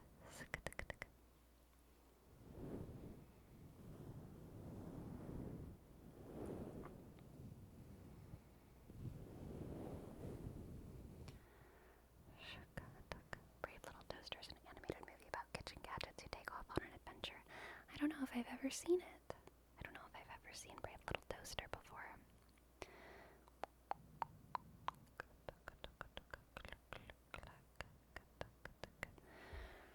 Shaka, shaka, shaka. Don't you want to feel just as powerful as a train conducting chauffeur? Yes. Yes, that's how I feel when I'm at work. Whenever I'm working the ovens and I'm at work. And we got a big, a peel, like, the don't know what to describe it as. It's like a giant paddle. I don't know. But it's huge. And there's big old ovens, and you take the peel and you go into the oven, and then you pull out the breads. It feels so powerful. I've never felt more powerful than when I'm like taking them breads out the oven at work. Why is she wearing a train conductor hat? Choo choo. I should. I love little actions like that. Yeah, it's exciting. Do you learn piano or ukulele first? Piano first. But I stopped doing piano for a long time, and then I did ukulele, and then I went back to piano. So my present day piano skills are quite ukulele based. I do chords a lot. I mostly just play and think in chords, rather than sheet music for piano. But I know like how pianos work because I did piano whenever I was younger. I'm gonna mute myself for another second and fix my mic a little bit because I'm having to lean forward.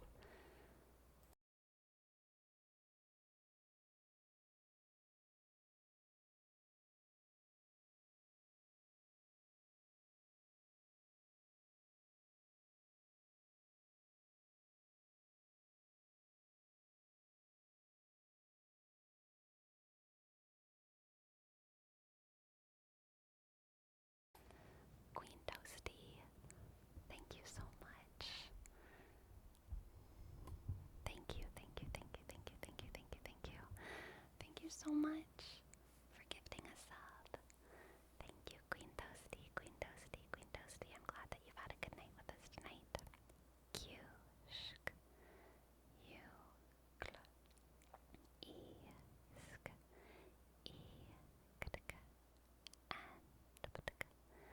Tingle, oshk, ask, why, thank you, Queen Toasty.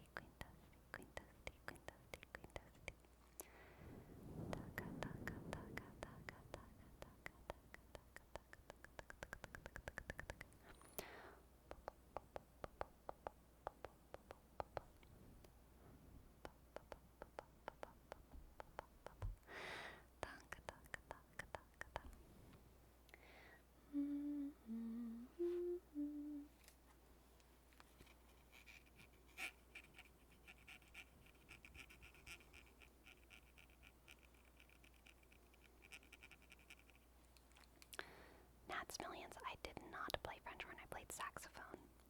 But I understand you forgetting. It's okay. I understand.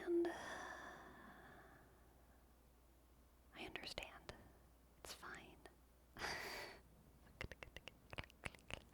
Yep. Saxophone.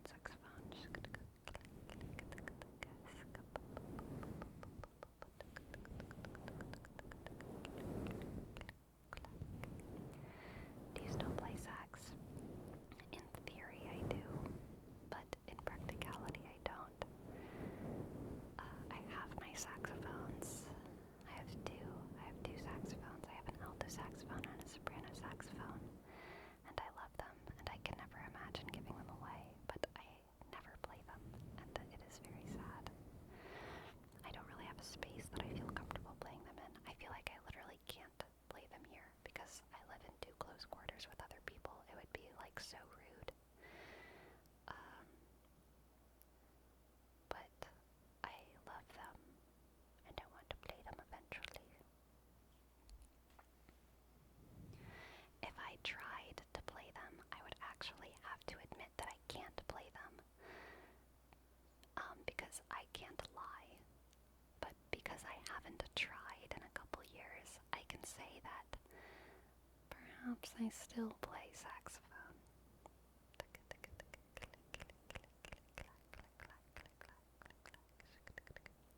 Have you thought about joining some local band? I've thought about it. I don't think I have time to, honestly. I would be a bad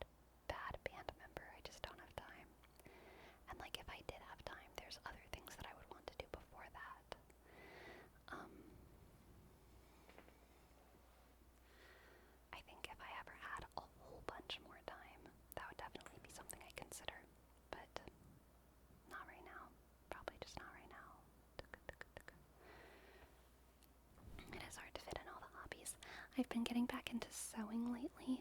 I altered a sweater today, and I really, really love the way it turned out. And maybe y'all will see it if the weather cools down a little bit. But yeah, it was the first like large piece of clothing that I've successfully altered in probably a couple months, so it felt good. And yeah, it was a very fun project. But I really like crafting, and I have a lot of gift ideas in my head right now that I want to make for people.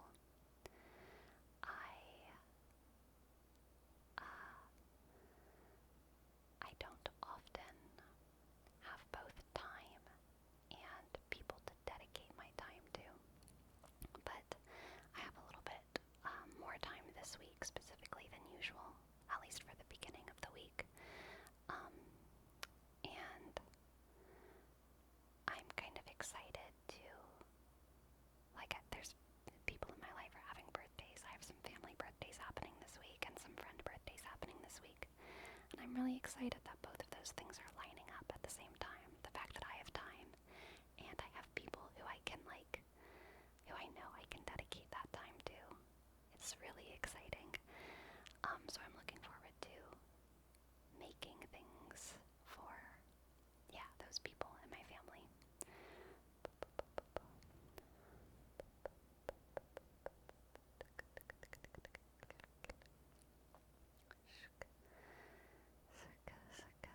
Someday I want to make my own clothes and break myself free from the shackles of modern society. Yeah. Ain't that the dream? Ain't that the dream that we all have? Oh, crack. I'm cracking. I'm cracking. Hello, Gunjiv99. Welcome to the chat. Hello, hello, hello, hello, hello, hello, hello. Everyone remember to stretch. Yes, everyone remember to stretch your arms, stretch your back. For me personally, we gotta keep those wrist stretches going. Them bread rolling, wrist and finger stretches. My fingers crack like every time I move them. Can y'all hear that?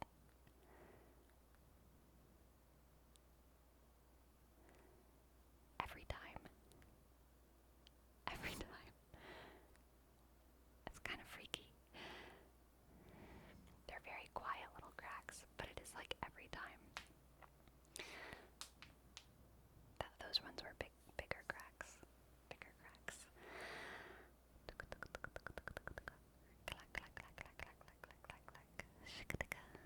I feel so cozy tonight. I feel so cozy.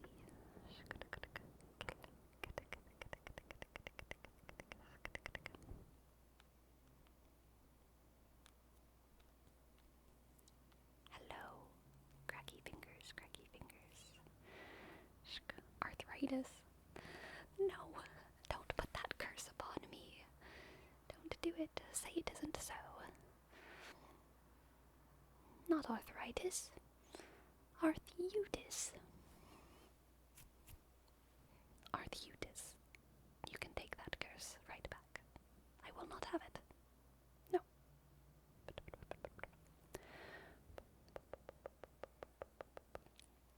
Arthnosis, yeah, that's probably the best one. Leviosa, Leviosa, Leviosa, Leviosa, Leviosa, Leviosa, Leviosa, Leviosa, Leviosa.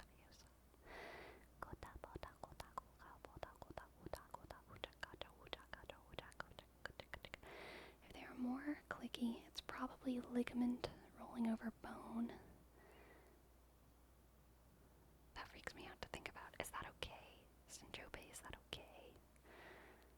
Is it okay for my ligaments to be rolling over my bones? Or is that like a bad thing? That was my wrists.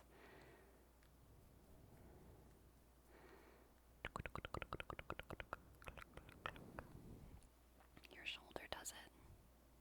Nice, nice, nice.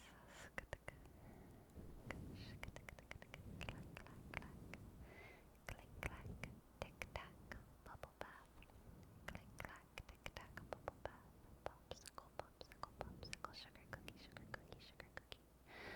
cookie, sugar cookie. Jamais vu. Oui, oui, mon ami, je m'appelle Lafayette. C'est Lancelot, c'est révolutionnaire Hjiighh. I came from afar just to say bonsoir to the king as I thought was the best, c'est moi. Tiny Pineapple, hello, hello, welcome to the chat, and thank you for the follow, hello.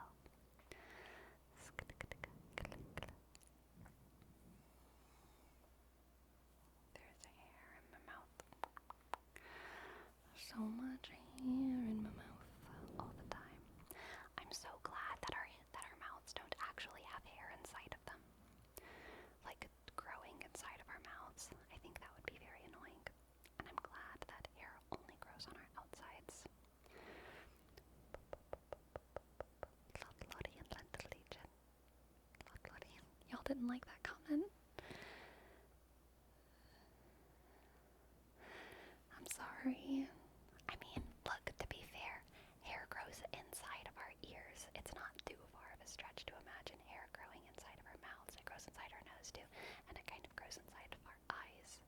So, like, we're really lucky. Hair's not just in our mouths all the time. Lothlotty and Lentil Legion, Lothlotty and Lentil Legion, Lothlotty and Lentil Legion, Lothlotty and Lentil Legion.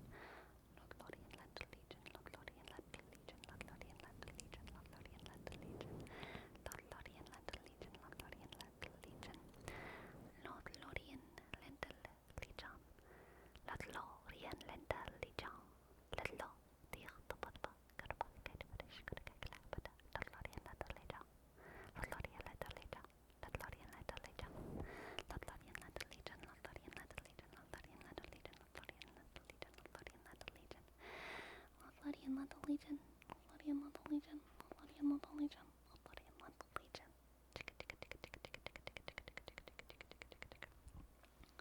Gunjiv, that's a terrifying question. Grandma, why are your dentures shaped like hair? What hairy teeth you have.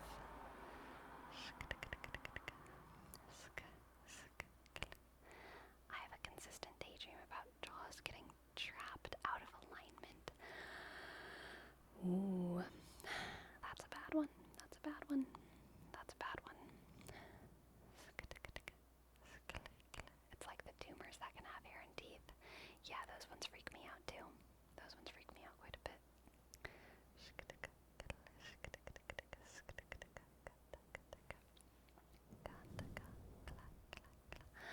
Elephant nut. We got a singy hum. We got a singy hum. What a good way to perhaps finish off the night. Elephant nut. Let me get my hair out the danger zone.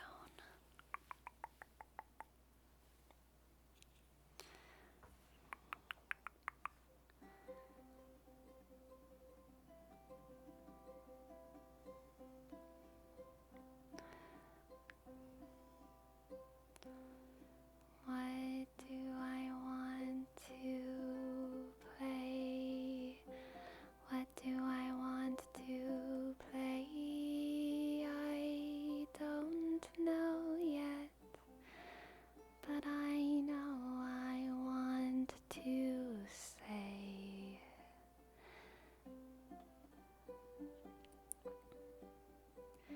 Thank you, God, for not putting hair in my mouth, not putting hair in my mouth today. Thank you, God, for not putting eyes in my nose. You always know how to design a face. Thank you, God, for making all my hair on my head and not in my eyeballs. Thank you, oh evolution, for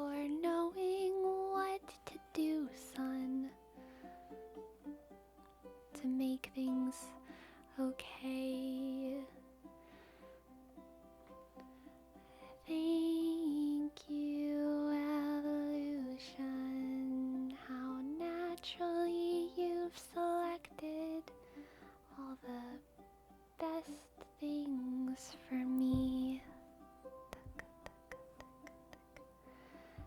Thank you, earlier designs of almost humans, for your sacrifice. I can have ice in my hair without it. Wait, I said that very wrong. Ice in my hair. I meant to say ice in my mouth without it turning into melty hair water. But instead I said ice in my hair, which doesn't make much sense, but that's what I said by accident.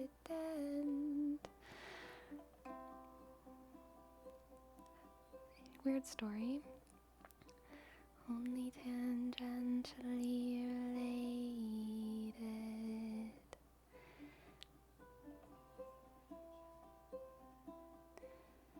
At my elementary school,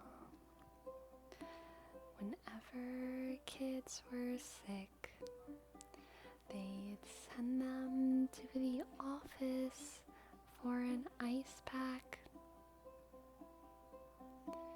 No matter what was wrong, they'd come back to class with an ice pack.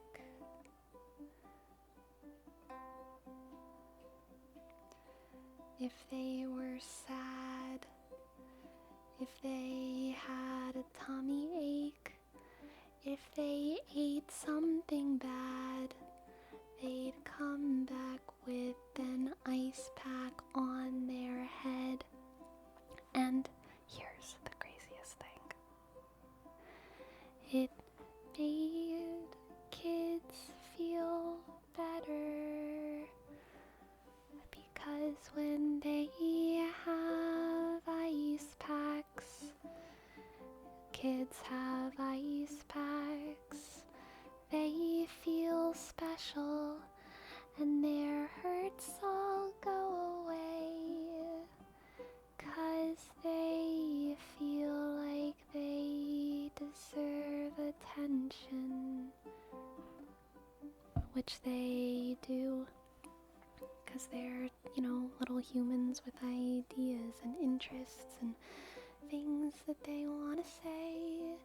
And sometimes the only way to get attention when you're like 6 years old is to say, I have a tummy ache.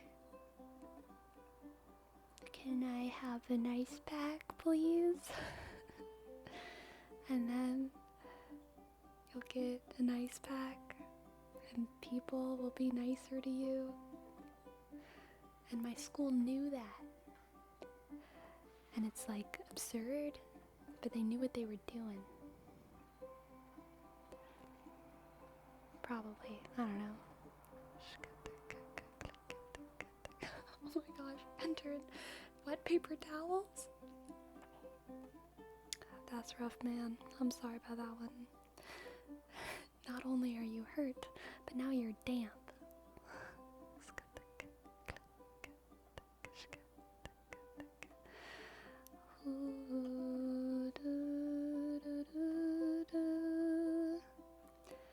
Have a nice pack, a very dry ice pack.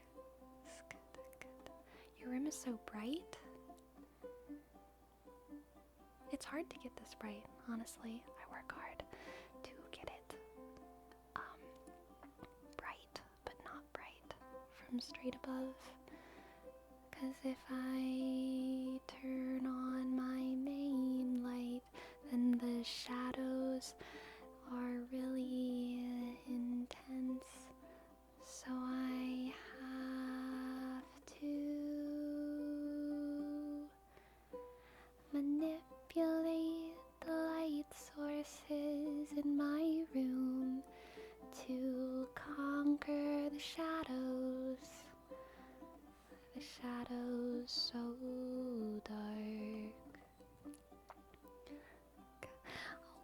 Obi-Wan, I'm bad. I'm bad. I'm bad. I'm bad. I'm bad. I'm sorry. I'm bad. Oh, look, I just took the Big 5, big personality trait thing test thing, and, my excuse for not getting back to you about that is, I'm, neurotic and an introvert. That's what the test said, and therefore I am not responsible for my inadequacies as a human. The test said it's it's not my fault, it's my personality. It's not me, it's just my brain, yo. It's not me, it's just my brain. It's just my brain.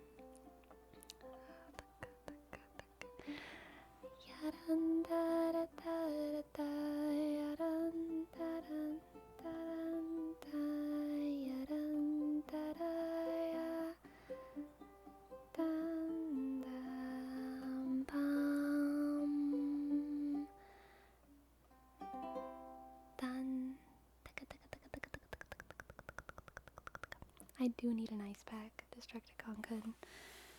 My room is hot. And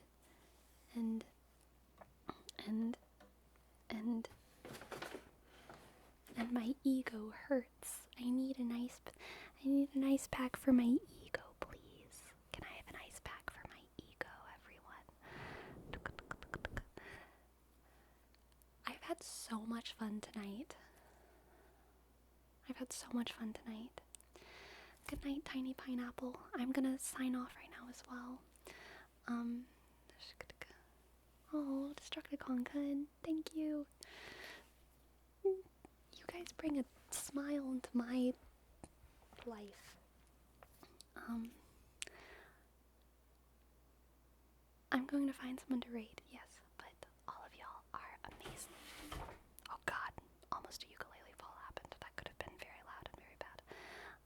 All y'all are amazing, and y'all rock. Okay, I'm gonna look for someone to raid.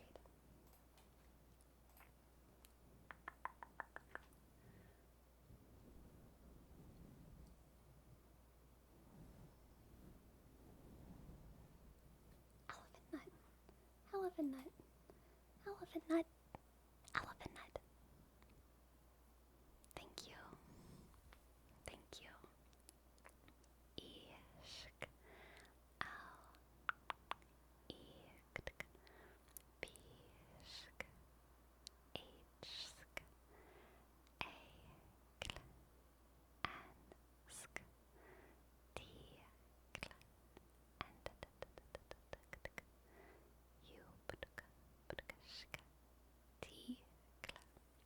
Thank you so much for your five gifted subs. Thank you for forgiving me for talking about hair in my mouth, or in your mouth. Let's see who is streaming. Oh, Ultra's on. Ultra Embodied Reiki. Let us go to Ultra's stream. Oh, it's gonna be great. She's an incredible ASMR streamer. Oh my goodness. I don't know if I'm imagining things, but it looks like she has an upgraded camera. She looks incredible. She's one of my favorite ASMR streamers, and she is still pretty small, so yes, let us give her all of the support. Here we go. The raid has been created. I'll see y'all next time. My next stream should be on Sunday, same time as this one.